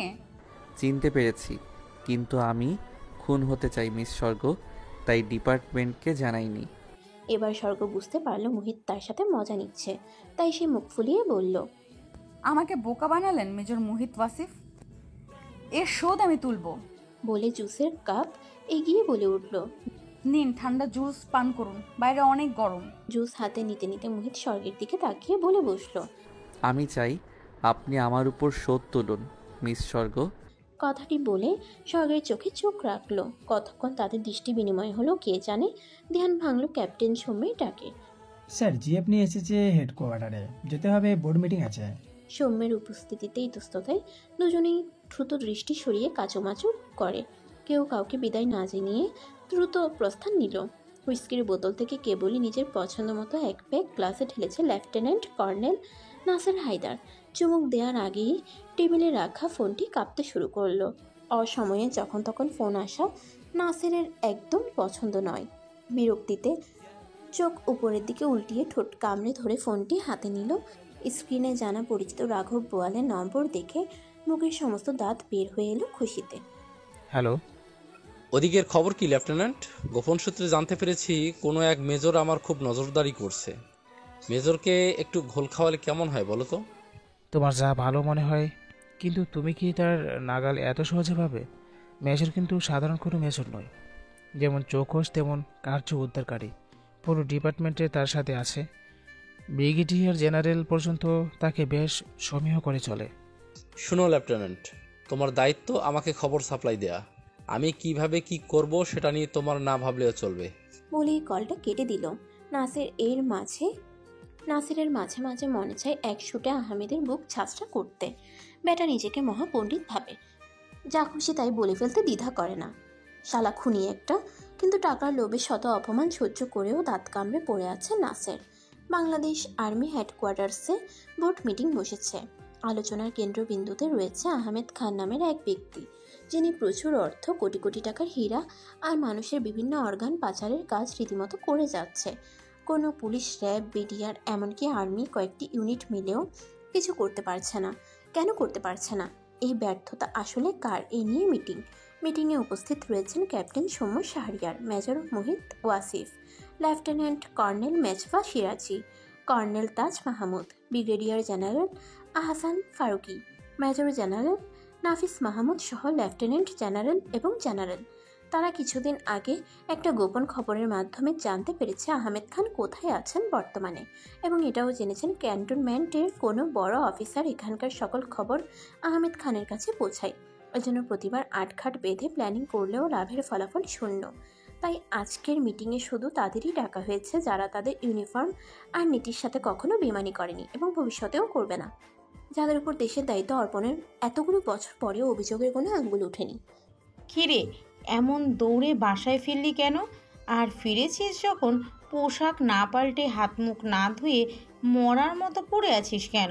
সেই দুপুরে বাসায় এলি, এখন বাজে বিকেল 5টা, দুপুরের খাবারও খেলি না। কিছু হয়েছে মা? মায়ের প্রশ্নে স্বর্গ কি উত্তর দিবে ভেবে না পেয়ে বলে ফেলল, হিসু চেপেছিলাম আম্মা, তাই দৌড়ে উপরে চলে এসেছি। তাই জন্য ভাতও খাবি না? ঘুমিয়েছিলাম, এজন্য যাইনি। কিন্তু আমি তো তোর রুম থেকে ঝাপাঝাপি শব্দ পাচ্ছিলাম। কি হয়েছে সত্যি বল। থুর, কিচ্ছু হয়নি। যাও তো, এখন কথা বলতে ইচ্ছে করছে না। তোমার মেয়ে প্রেমে পড়েছে মা। ভাইয়ের আকস্মিক এমন বেহায়া কথাই চেতে উঠল স্বর্গ। এখনই তোকে ছাদ থেকে ফেলে দিব, ফাজিল ছেলে। একজন ক্যাডেট অফিসার হয়ে ট্রেনিং কমপ্লিট না করে ঘরে বসে বসে কি করিস তুই? বাপের নাম ভাঙিয়ে যখন খুশি তখন বাসায় চলে আসিস, বেয়াদব। স্বর্গকে খেপিয়ে দিয়ে মায়ের পিছনে লুকালো সুখ।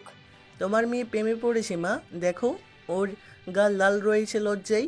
তুমি বলো ও এমনি এমনি লজ্জা কেন পাবে? বলিয়ে বেডসাইড টেবিল থেকে ফুলদানি হাতে নিল স্বর্গ।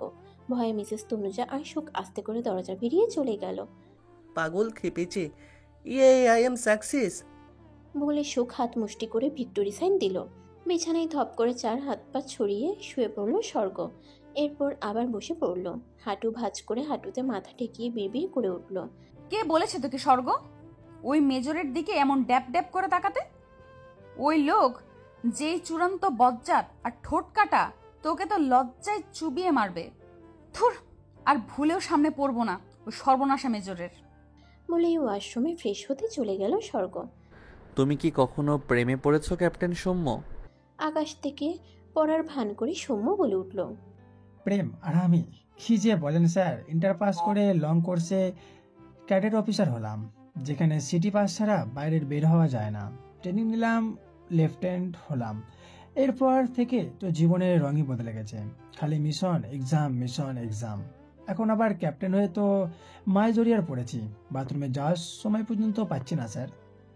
আমার মতো মেজর হয়ে গেলে প্রেম না, ডিরেক্ট বিয়ে করে টানা 6 মাসের জন্য গুম হব বউ নিয়ে। এখন তো স্যার এখন আপনার সাথে থাকি, কোনো lady officer, nurse, doctor, lady soldier কেউ থাক, আপনার ভয়ে আর সামনে আসে না। প্রেমটা কিভাবে হবে স্যার? সৌম্য ঠিকই বলেছে। ডিউটি আওয়ারের অহেতুক আলাপচারিতা বা কোনো ক্যাপ্টেন, লেফটেন্যান্ট বা সোলজার, কোনো লেডি অফিসার, লেডি সোলজারের কথা বলা মোহিত একদম অ্যালাউ করে না। মোহিত মনে করে তারা দেশ এবং দেশের মানুষের জন্য নিজেকে উৎসর্গ করেছে। এখানে ডিউটি ফেলে কারোর সাথে হাসি ঠাট্টা করে 2 মিনিট কথা বললেই বিরাট লস। তাই পানিশমেন্টের ভয়ে মেজরের সামনে এসব করার সুযোগ হয় না। আর ক্যান্টনমেন্টের বাইরে যাওয়া হয় খুবই কম, তাও বিশেষ প্রয়োজনে। প্রেমটা তাহলে হবে কিভাবে? কেন স্যার হঠাৎ প্রেমের কথা কেন বললেন? সৌম্যের প্রশ্নে গলা খাকারি দিয়ে মিথ্যে কথার ডালা সাজালো মোহিত।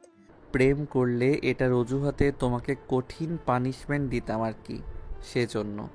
সৌম্যকে নাটক করার সুযোগ না দিয়ে কণ্ঠে অর্ডারের সুরে গাম্ভীর্য নিয়ে বলে উঠল। চলো সৌম্য, তোমার জন্য আজ রাতে কঠিন ডিউটি আছে। বলে রওনা দিল মোহিত। অস্ট্রেলিয়া সিডনি ঘড়ির কাটার সময় সকাল 9টা বেজে 20 মিনিট বা বাংলাদেশের সময় অনুযায়ী ভোর 5টা। নামিরা 6 মাসের অন্তঃসত্ত্বা। সোহাগ ভার্সিটিতে যেতে নিলেই নামিরা এমন কান্না জুড়ে দেয়। সোহাগ সিডনি ইউনিভার্সিটির একজন লেকচারার। নামিরার এমন কান্নার জন্য প্রায়শই তার লেট হয়ে যায়। নামিরার কান্নার কারণ প্রতিদিন একটাই, নিঃসঙ্গতা। সোহাগ জানে নামিরা কেন কাঁদে এভাবে প্রতিদিন, কিন্তু সোহাগ নিরুপায়। ক্ষমতা থাকলে সেই সব আগের মতো করে ফেলতো। সোহাগ তো সবসময় চেয়েছে নামিরা ফুলের মতো হাসুক, খেলুক। কোনো দুঃখ যেন নামিরাকে স্পর্শ করতে না পারে। তাহলে সোহাগের মনের সব চাওয়াগুলো কেন এক নিমিষেই পাশার রুটির মতো উল্টে গেল?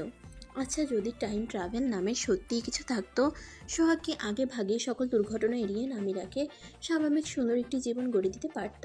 কি হয়েছিল 6 বছর আগে? নিমিষে সব বিভীষিকাময় হয়ে উঠল। ঘটনাগুলো না ঘটলে নামিরা, সোহাগ, মোহিত সবার জীবনের মোড় হতো ভিন্ন।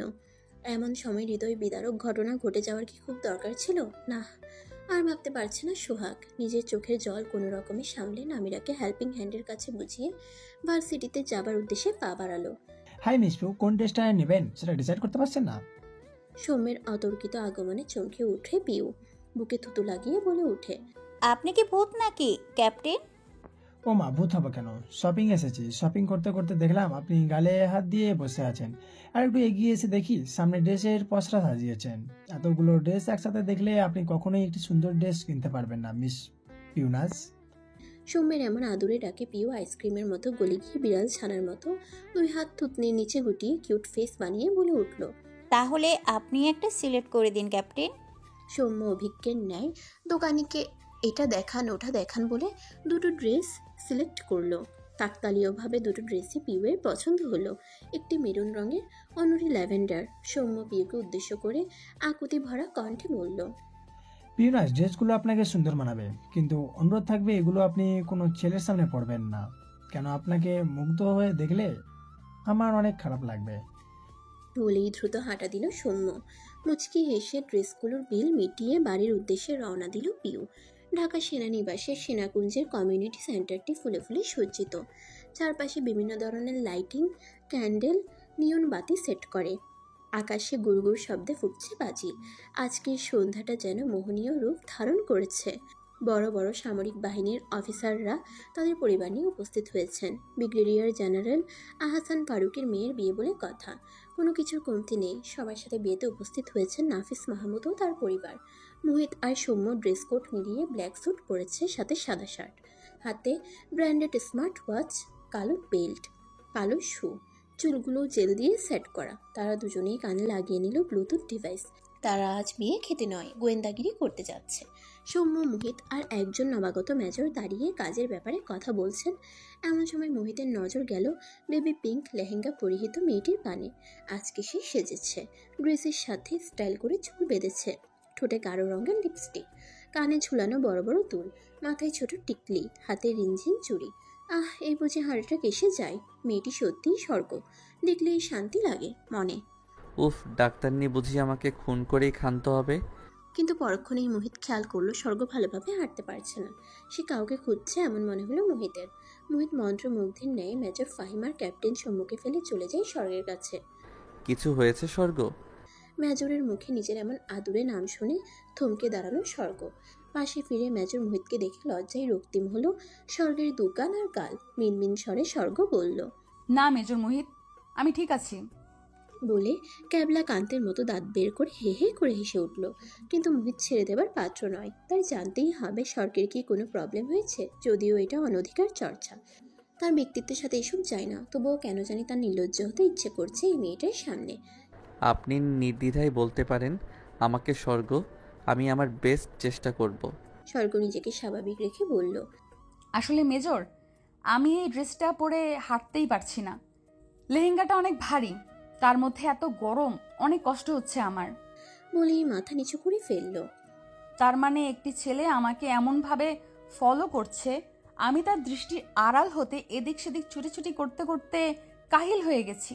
কোনো ছেলে স্বর্গকে ডিস্টার্ব করছে, কথাটি শুনতেই চোয়াল শক্ত হয়ে হাত মুষ্টিবদ্ধ হয়ে এলো মোহিতের। গম গমে রাগ মিশ্রিত ভারী কণ্ঠে বলে উঠল, দেখিয়ে দিতে পারবেন কোনো ছেলে এমন অসভ্যতামি করার চেষ্টা করছে? সামনের কপালের বেবি হেয়ারগুলো ঠিক করতে করতে স্বর্গ বলল, যে ছেলেটা ড্রেস কোড ফলো না করে ডিপ ব্রাউন স্যুট পরেছে, সেই ছেলেটা। মোহিত আর কিছু না বলে সামনের দিকে ঘুরে দাঁড়ালো। মিস স্বর্গ, আসুন আমার সাথে। বলে মোহিত হল রুমের দিকে হাঁটা দিল। স্বর্গ দুই হাতে লেহেঙ্গা উঁচু করে ধরে মোহিতের পিছনে ছুটল আর মনে মনে তার গুণধর ভাই সুখের পিণ্ডি চটকালো। বেয়াদব একটা, দরকার ছাড়া আঠার মতো চিপকে থাকবে, কিন্তু দরকারে হারিকেন জ্বালিয়েও খুঁজে পাওয়া যাবে না। এখানে বসুন স্বর্গ। বলে কর্নারের একটি সোফায় স্বর্গকে নির্দেশ করলো মোহিত। কোথা থেকে যেন একজন সোলজারকে ডেকে এনে দায়িত্ব দিল যে মোহিত ফিরে না আসা পর্যন্ত এক পাও না নড়তে। সোলজার বাধ্য বাচ্চার মতো সাই জানিয়ে বডিগার্ডের পোস্ট নিয়ে দাঁড়িয়ে গেল স্বর্গের পাশে। মোহিতের এমন অস্থিরতা স্বর্গের মনে হিমশীতল বাতাস প্রবাহিত করলো। এটা কি ভালো লাগা, নাকি মেজর জেনারেলের মেয়ে বলে দায়িত্ব পালন করা? নিজেকে নিজেই প্রশ্ন করলো স্বর্গ। কিন্তু মন থেকে যা উত্তর এলো তাতে ঠোঁটে শুকনো হাসি ফুটে উঠল স্বর্গের। হ্যাঁ মিস, নামনা যেন অপসরা, তুমি এখানে, আর আমি তোমায় কোথায় কোথায় খুঁজে চলেছি। অপরিচিত কণ্ঠে তুমি সম্বোধন শুনে ভ্রুকুচকে ফোন টেপা বাদ দিয়ে উপরে মুখ তুলে তাকালো স্বর্গ। সেই অসভ্য ছেলেটা আবার এখানে? উফ, আর বাঁচা গেল না। কি বিড়বিড় করছো এমন করে? আপনি কি আমার আত্মীয়? আমাকে চেনেন? আমি কি আপনাকে চিনি? এক বাক্যে কতগুলো প্রশ্ন করে দম ফেললো স্বর্গ। আরে রিল্যাক্স, এত হাইপার কেন হচ্ছ? হাইপার তো করছেন আপনি। আমাকে চেনেন না জানেন না একটা মেয়েকে সারাক্ষণ দৃষ্টিতে রাখছেন, আবার তুমি করছেন। একটা মেয়ের জন্য এটা কতটা আনকমফোর্টেবল এটা আপনি বোঝেন? ও এই কথা, আচ্ছা পরিচিত হয়ে নিচ্ছি। স্বর্গ কিছু বলছে না। Hello, I am Raihan Chowdhury Ahir, owner of Chowdhury groups and কং কোম্পানির মালিকের একমাত্র ছেলে, যাকে সবাই এক নামে চেনে। কিন্তু তুমি, ওপস সরি, আপনি চেনেন না। বলে স্বর্গের দিকে হাত বাড়ালো Ahiyan. Hey, I am major Mohit Wasif, nice to meet you. আকস্মিক ভরাট গম্ভীর পুরুষালী কণ্ঠে আর হাত চেপে ধরায় আহাম্মক হয়ে গেল আহিয়ান। আমি তো আপনার সাথে পরিচিত হতে চাইনি মেজর মোহিত ওয়াসিফ। আপনি যার দিকে হাত বাড়িয়েছেন আমি তার পার্সোনাল বডিগার্ড। ওনার বাবা মানে মেজর জেনারেল নাফিজ মাহমুদ আমাকে নির্দেশ দিয়েছে একটা ফুলও যাতে ওনাকে স্পর্শ করতে না পারে। তাহলে আমি একটা আস্ত মানুষের হাতের স্পর্শ কিভাবে পেতে দেই মিস্টার আহিয়ান? তাচ্ছিল্য ভরা হাসি দিয়ে আহিয়ান বলে উঠল, হাসালেন মেজর, হাসালেন। আর আপনার ছাড় জানবে হাতটা আমার ছিল। উনি নিজেই ওনার মেয়ের হাত আমার হাতের সাথে স্পর্শ করিয়ে দিয়েছেন। মোহিত ফিচেল হেসে গম্ভীর কণ্ঠে বলে উঠল, তাহলে আপনি সেই স্বপ্ন দেখতে থাকুন আহিয়ান সাহেব। এতক্ষণ চুপচাপ সবকিছু পর্যবেক্ষণ করছিল স্বর্গ। হঠাৎ সে দাঁড়িয়ে বলে উঠল, আমি মাম্মার কাছে যাব মেজর। Sure, why not? বলে সামনের দিকে হাত ইশারায় নির্দেশ করল মোহিত। আমাদের আবার দেখা হবে আহিয়ান চৌধুরী, আসি। বলে 2 আঙ্গুল দিয়ে সালামের মতো করল মোহিত। মোহিতদের যাবার পানে তাকিয়ে কিটকিটিয়ে হেসে ওঠে আহিয়ান। দেখা তো করতেই হবে মেজর। মুখের সামনে থেকে খাবার তুলে নিয়ে গেলে ওনাকে না হলে এমন দুঃসাহসিকতার দাম কিভাবে দেব? আপনি মিথ্যা বললেন কেন মেজর? আপনি কি আমার বডিগার্ড? শুধু বডিগার্ড নয় মিস স্বর্গ, আপনার সব কিছুর গার্ড আমি। এই বলে একটা শপিং ব্যাগ এগিয়ে দিল মোহিত। এখানে আপনি যেই টাইপের কাপড় পরেন সব আছে, চেঞ্জ করে নিন। আমি আপনাদের খাওয়া দাওয়া শেষ হলে বাসায় পৌঁছে দেব। স্যার, এখান থেকে একটা মিটিংয়ে চলে যাবেন, ওনার সাথে আপনাদের দেখা হবে না। সো প্লিজ একটু হাঁড়ি করে সব কিছু করবেন। শপিং ব্যাগ হাতে নিয়ে ওয়াশরুমে দাঁড়িয়ে আছে স্বর্গ। এক অদ্ভুত ভালো লাগায় ছেয়ে যাচ্ছে তনু মন। পড়াশোনার তাগিদে বহু ছেলে ফ্রেন্ডস ক্লাসমেটসের সংস্পর্শে আসা হয়েছে, কিন্তু কখনো মনে এমন ভালো লাগার ফিল হয়নি। তবে কেন মেজর মোহিত কাছে এলে শরীর শিরশির করে, বুকে ধুকপুকুনি হয়।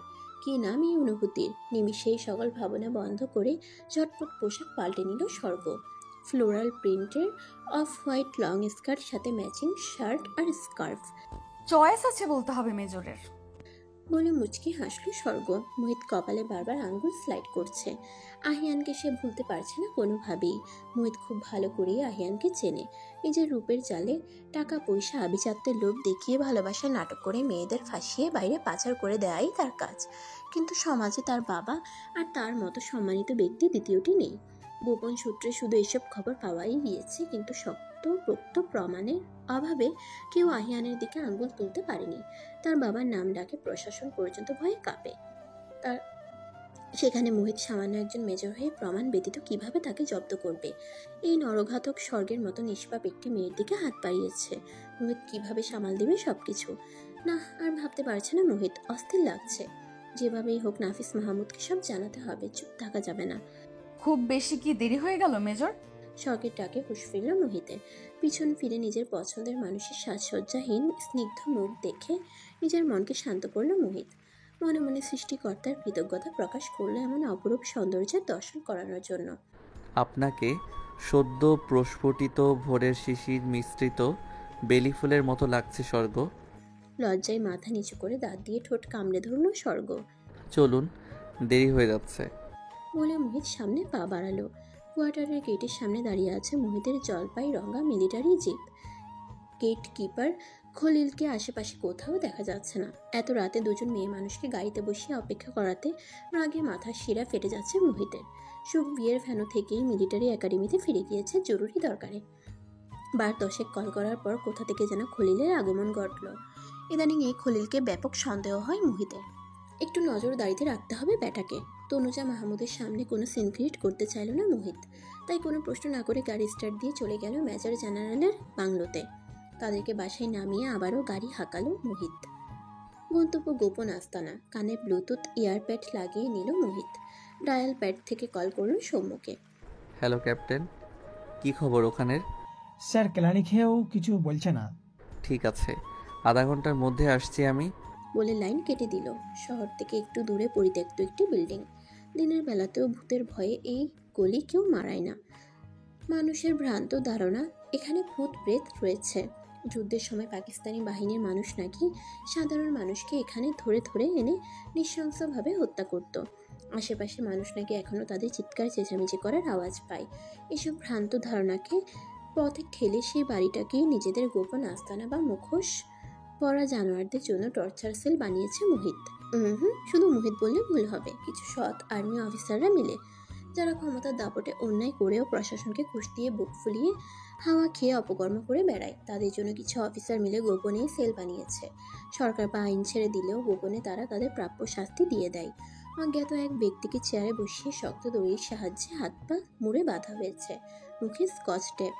সৌম্য যে তাকে তথ্য বের করতে বেদম প্রহার করেছে তা তার দেহ জুড়ে প্রকাশিত। লোকটির সামনে হাঁটু মুড়ে বসল মোহিত। পানি দাও সৌম্য। সৌম্য স্টিলের একটি মগে করে পানি এনে মোহিতের হাতে দিল। মোহিত পানি নিয়ে সাথে সাথে ছুঁড়ে মারল অজ্ঞাত ব্যক্তির মুখে। লোকটি নড়ে উঠল এবং অল্প কিছুক্ষণের মধ্যেই হুঁশে ফিরল। এক টানে মুখের টেপ খুলে ফেলল মোহিত। সাথে সাথেই লোকটি ব্যথায় কোকিয়ে চিল্লিয়ে কান্না জুড়ে দিল। আমাকে ছেড়ে দিন স্যার, আমাকে ছেড়ে দিন, আমি কিচ্ছু করিনি, আমি কিচ্ছু জানি না। এখনো তো আমি তোকে কোনো প্রশ্নই করিনি, এতই তাড়া তোর? বলে হাত পায়ের দড়িগুলো চাকু দিয়ে কেটে দিল মোহিত। ধমকের সুরে মোহিত হুঙ্কার করল, উঠে দাঁড়া। লোকটি ভয়ে ভয়ে দাঁড়াতে নিলে পায়ের ব্যথায় ফ্লোরে থপ করে বসে পড়ে। কেমন ডোজ দিয়েছো ক্যাপ্টেন? দাঁড়াতেই পারছে না। সৌম্য কাচুমাচু করে বলল, হকি স্টিকটা ভেঙে গেছে স্যার। সৌম্যকে পিঠ চাপড়ে সাবাস জানালো মোহিত। এরপর চোখ গরম করে রক্ত চক্ষু নিয়ে দাঁত পিষিয়ে বলে উঠল, আমাকে কেন ফলো করেছিস সেদিন রাতে? আমি কিচ্ছু জানি না স্যার, আমাকে শুধু বলা হয়েছে আপনার ছবি দেখিয়ে ফলো করতে, আপনার প্রতিনিয়ত চলাফেরার আপডেট জানাতে। কিন্তু কে বা কারা আমি কিচ্ছু জানি না স্যার, আমি তাদের চেহারা দেখিনি। বলে হাঁটু মুড়ে মোহিতের পায়ের কাছে বসে কান্না জুড়ল লোকটি। ঘরে আমার অসুস্থ স্ত্রী, যিনি আপনার ছবি দেখিয়েছে, সে বলেছে আমি আপনার তথ্য জোগাড় করে তাদের দিতে পারলে আমাকে অনেক টাকা দিবে।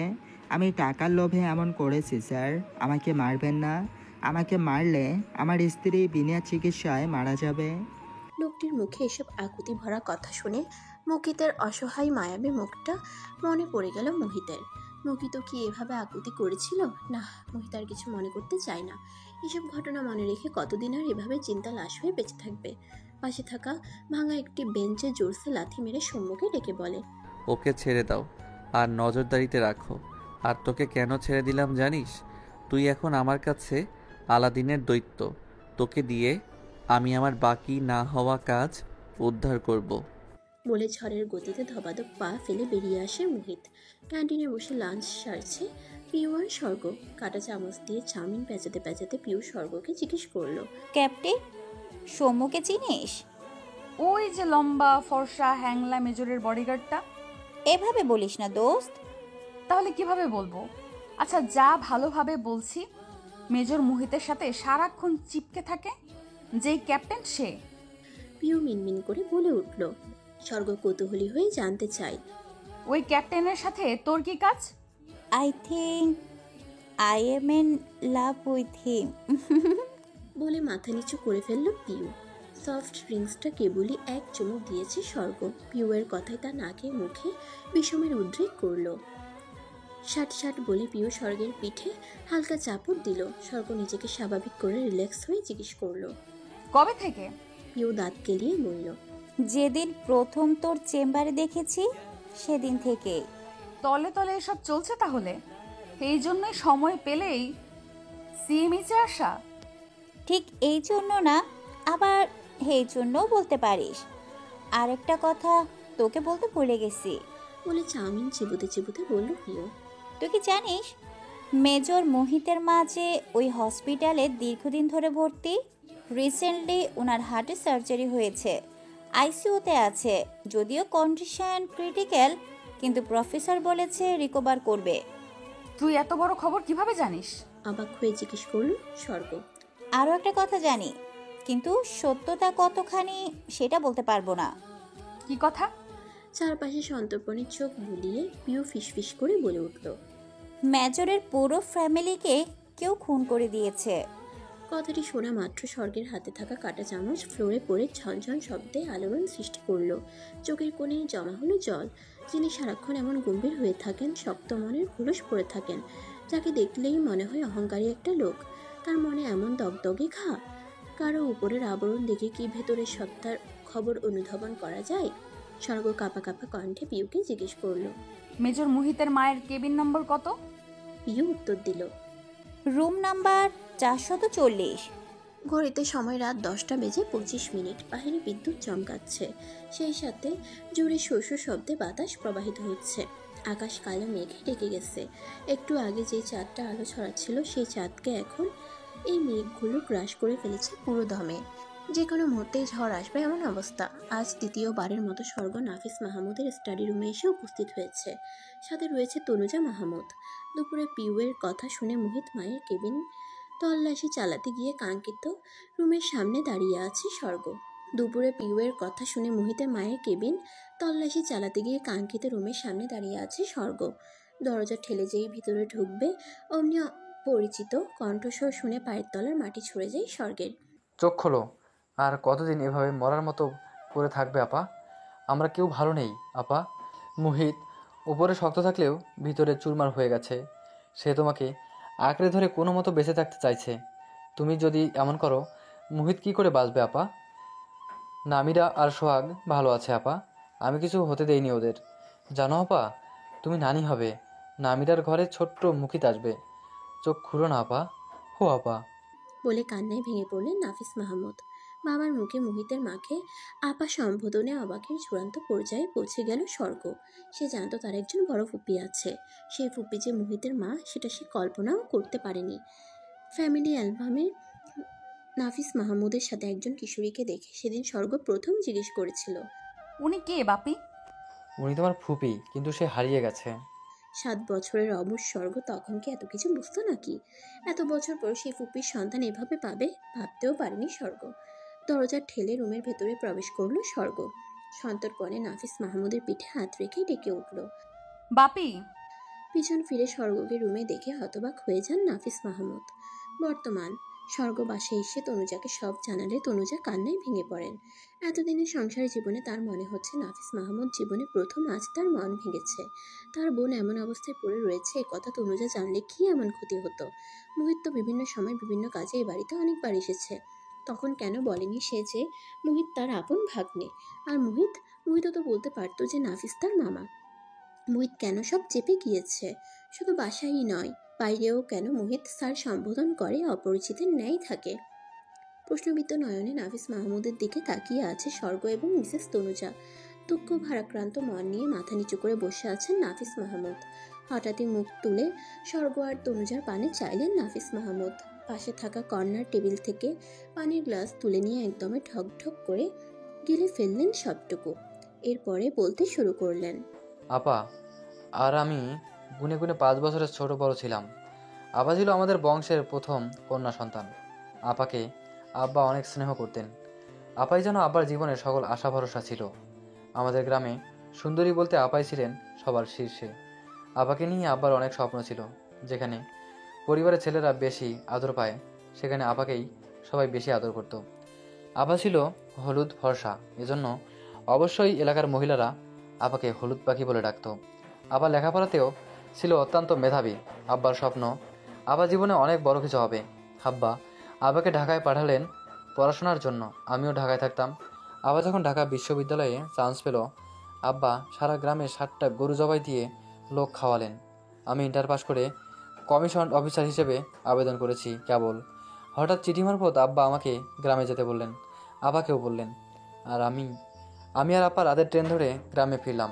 গিয়ে দেখি আব্বা তার বন্ধুর ছেলের সাথে আবার বিয়ের কথা বলছেন। ছেলের বিয়ের পর আবাকে বিদেশ নিয়ে চলে যাবে, ওখানেই তার ব্যবসা। ছেলে দেখতেও মাশাআল্লাহ, সবাই খুশি। কিন্তু আমি আপার দিকে তাকিয়ে দেখি আপার মুখ ফ্যাকাশে হয়ে গেছে। আমি রাতে সবাই ঘুমানোর পর আপার রুমে গেলাম। আপা শুয়ে পড়েছিস? আপার সারা শব্দ না পেয়ে রুমে ঢুকে দেখি বালিশের মুখ গুজে আপা কাঁদছে। কারণ জানতে চাইলে আপা যা বলে তা শুনে আমার মাথায় আকাশ ভেঙে পড়ে। কি বলছিস তুই এসব আপা? হ্যাঁ নাফিস, আমি পালিয়ে বিয়ে করে ফেলেছি। বাবা জানলে অনেক কষ্ট পাবে রে। বলেই কান্নায় ভেঙে পড়লেন আপা। আপা তার 3 বছরের সিনিয়র এক ছেলেকে বিয়ে করেছেন। আবার কান্নায় আমার কষ্ট হচ্ছিল, কিন্তু আব্বার মান সম্মান খোয়ানোর ভয়ে আমি সেই কষ্ট প্রকাশ করতে পারছিলাম না। যে ছেলেকে আপা বিয়ে করেছেন, ছেলে প্রচুর মেধাবী ছিল, কিন্তু তখন সে ছিল বেকার। আপাই তাকে চাপ দিয়েছিল পালিয়ে বিয়ে করার। চাকরি পেলে তিনি যেন আব্বার কাছে আপাকে চায়, কিন্তু আব্বা এত দ্রুত আপাকে তার পছন্দের ছেলের সাথে বিয়ে দিতে চাইবে, এটা আপা স্বপ্নেও ভাবেনি। আপা ভেবেছিল আপার কোনো আবদার আব্বা আজ পর্যন্ত ফেলেনি। আপা যাকে ভালোবাসে তার কথা যে কোনোভাবে আব্বাকে বলে আপা রাজি করাতে পারবে, কিন্তু আপা সমস্ত ধারণাকে ভুল প্রমাণিত করে আব্বা রুমে প্রবেশ করে আপার উদ্দেশ্যে বলে উঠলেন, তোমার কাগজপত্র গুছিয়ে এ বাড়ি থেকে বেরিয়ে যাও তারিন। আব্বার আকস্মিক আগমনে আমি আপা দুজনেই চমকে উঠি, দিশাহীন হয়ে যাই। আপা আব্বার পায়ে ধরে অনেক ক্ষমা চেয়ে কাকতি মিনতি করে কাঁদলেন, কিন্তু আব্বার কঠিন ইস্পাতের মতো মন গলল না। আব্বা মাধুর্যহীন কণ্ঠে আরও বলেন, আমি আজ থেকে জানবো আমার মেয়ে মৃত। কোনোদিন এ বাড়ির ত্রিসীমানায় ঘেঁষেতে পারবে না তুমি। আমার সকল স্থাবর অস্থাবর সম্পত্তি থেকে তুমি বঞ্চিত। আব্বাকে এমন কঠিন অবস্থায় আমরাও সেই দিনই প্রথম দেখেছিলাম। আম্মা গত হয়েছিলেন আব্বা যখন ক্লাস 9-এ পড়ে তখন। ক্যান্সার নামক ব্যাধি আম্মার সব কিছু গ্রাস করে ফেলেছিল। আপার পাশে দাঁড়ানোর মতো কেউ ছিল না সেই দিন।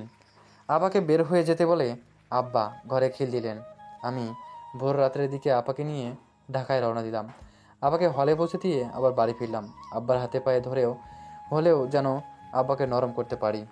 তুমি যদি তোমার বোনের হয়ে এখানে দালালি করতে এসে থাকো, তাহলে তোমাকেও সবকিছু থেকে বঞ্চিত করা হবে। আব্বার হুমকিতে আমি ভয় পেয়ে গেলাম। চাকরি নেই, বয়সও কম, মাত্র 18। আব্বা সব কিছু থেকে সত্যি মুখ ফিরিয়ে নিলে কোথায় যাব? আর্মিতে চান্স পেলাম, সব কিছু ভালোই চলছিল। আপার সাথে আমার যোগাযোগ অব্যাহত ছিল, কিন্তু গ্রামে গেলে কথা বলতে পারতাম না। আমি যখন 2nd লেফটেন্যান্ট, তখন আপা একদিন ক্যান্টনমেন্টে এলেন কিছু ফল আর মিষ্টি নিয়ে। সেদিন আমি আপাকে অনেক খুশি দেখেছিলাম। তুই মামা হতে চলেছিস, আর তোর দুলাভাই এখন একজন নির্বাহী ম্যাজিস্ট্রেট। কথাটা বলতেই আপা কেঁদে দিলেন, খুব কাঁদলেন। আমিও কাঁদতে লাগলাম। কাঁদলে মন হালকা হয়। আপাকে আশ্বস্ত করলাম যেভাবেই হোক আব্বাকে রাজি করাবো, যাতে আপাকে মেনে নেয়। শীতের শেষে 2 মাসের ছুটি নিয়ে গ্রামে গেলাম। গিয়ে ব্যাগপত্র রেখেই আব্বার পায়ে পড়ে গেলাম। আপনি নানা হবেন আব্বা, আব্বাকে ওই নিষ্পাপ বাচ্চার উচিলায় মাফ করে দেন। সেদিনও আব্বা আমাকে ভুল প্রমাণ করে উঠে গেলেন। খোঁজ নিয়ে জেনেছিলাম আব্বার বন্ধু আপাকে কেন্দ্র করে আব্বাকে অনেক অপমান আর নোংরা কথা শুনিয়েছিলেন। আমার নরম আব্বা এক নিমিষে পাথরে পরিণত হলো। আবার কোল আলো করে নামিরা এলো। নামিরা দেখতে ঠিক হুবহু আবার কার্বন কপি। আমি মনে আবার আশার আলো জ্বালালাম, এবার হয়তো আব্বা মানবে। আপাদুল্লা ভাই আর 1.5 মাসের ছোট নামিরাকে নিয়ে রওনা হলাম মিহিপুর গ্রামে। এবার আমি 100% নিশ্চিত আব্বা নামিরাকে দেখে ফেরাতে পারবে না। হাসি মুখে গাড়ি থেকে নেমে ভ্যানে করে বাড়ির উদ্দেশ্যে রওনা হলাম। বাড়ির কাছে আসতেই দেখি মানুষের জটলা। মনটা কুডাক ডেকে উঠল। অজানা ভয়ে কলিজায় মোচড় দিল। ছোট নামিরা হঠাৎই কেঁদে উঠল। কোনোভাবেই আব্বা সেই কান্না থামাতে পারছে না। জটলা ভেদ করে গিয়ে দেখি আব্বা ইহজগতের মায়া ত্যাগ করেছে। মোবাইলের বহু ব্যবহার না থাকায় কেউ আমাদের সাথে যোগাযোগ করতে পারেনি। আব্বা গত হবার খবরও দিতে পারেনি। বাড়িতে আব্বার দেখাশোনাকারী আলিম জানায় সকালে আব্বাকে নামাজের জন্য ডাকতে আসলে আব্বার সারা শব্দ না পেয়ে বাড়ির আরও মানুষের সহযোগিতায় আলিম দরজা ভেঙে আব্বাকে মৃত অবস্থায় উদ্ধার করে। সেদিন আপার কান্না দেখে কে? গ্রামের মানুষ আব্বাকে যা নয় তাই বলে অপমান করলেন। এমনকি আব্বার মৃত্যুর দায়ও আপার উপর চাপিয়ে দিলেন। সেদিন আপা আর নিজেকে ক্ষমা করতে পারলেন না। আব্বার দাফন কাজ শেষ হতেই সেই যে আপা ঢাকা ফিরলেন, আর কোনোদিন কোনো আত্মীয়ের সাথে যোগাযোগ কিংবা গ্রামে পর্যন্ত বেড়াতে এলেন না। তনুজাকে যখন বিয়ে করি খুব আশা নিয়ে আপাকে আনতে গেলাম। আপা খুশি হলেন আমার বিয়ের কথা শুনে, কিন্তু কোনোভাবেই এলেন না। আপা ততদিনে নিজেকে অপয়া খুনি হিসেবে বরণ করে নিয়েছিলেন। আবার কিছু গহনা আমাকে দিয়ে বললেন, এগুলো তোর বউয়ের জন্য আমার পক্ষ থেকে উপহার। মুহিত তখন আপার পেটে। সেদিন মন খারাপ করে চলে এলাম। মুকিত দুনিয়ায় এলো, আর আপা নিজেকে আস্তে করে আড়ালে নিয়ে গেল। আপা আর আমার সাথে বেশি যোগাযোগ করতেন না, মাঝে মাঝে সুখ স্বর্গের খবর নিতেন, কিন্তু দুলাভাইয়ের সাথে আমার সকল যোগাযোগ অব্যাহত ছিল। লোকটা খুবই সৎ আর ভালো মানুষ ছিলেন। একদিন আপা খুব খুশি আর উচ্ছ্বাসিত হয়ে ফোন করলেন যে মুহিত মিলিটারি একাডেমিতে চান্স পেয়েছে। সেদিন আপার খুশি দেখে তখন টুকটাক কথা বলা শুরু করলো আবার। ছেলে মেয়েদের সাফল্যে হয়তো আপা পূর্বের কষ্টগুলো একটু ভুলতে বসেছিলেন, কিন্তু তনুজার সাথে কথা বলতে বললেই আপা এটা সেটা বলে ফোন রেখে দিতেন আর বলতেন ওনার কথা কাউকে না বলতে। ওনার ইচ্ছে ছিল সব কিছু ঠিকঠাক থাকলে একদিন হুট করে আমার বাসায় এসে সবাইকে চমকে দিবেন। আপা একদিন হুট করেই ফোন করে বললেন, তোর দুলাভাই কেমন মনমরা হয়ে থাকে রে? তোর সাথে যেহেতু অনেক ফ্রি, জিজ্ঞেস করে দেখিস তো কি হয়েছে ওনার। সময় করে আপার বাড়িতে গেলাম। দুলাভাইকে চেপে ধরতেই দুলাভাই হু হু করে কেঁদে দিলেন। আমি হতবাক হয়ে গেলাম। দুলাভাই একজন শক্ত মনের মানুষ, উনি এভাবে কেন কাঁদবে? নাফিজ, আমার লাইফ হেল হয়ে যাচ্ছে ওই মোহাম্মদ খান আর আসলাম চৌধুরীর জন্য। সবিস্তারে ঘটনা জানতে চাইলে দুলাভাই যা বললেন তাতে পায়ের লোমকূপ পর্যন্ত দাঁড়িয়ে গেল। কেন এক অজ্ঞতা ব্যক্তির কল পেয়ে আমি আশরাফ চৌধুরীর পণ্যবাহী কার্গো রাস্তায় আটকাই। সাথে আরও পুলিশ অফিসারও ছিল। গাড়ির ড্রাইভার পুলিশের সামনে আমাকে বন্দুক তাক করেছে। পুলিশ সামরিকভাবে তাদের আটক করে।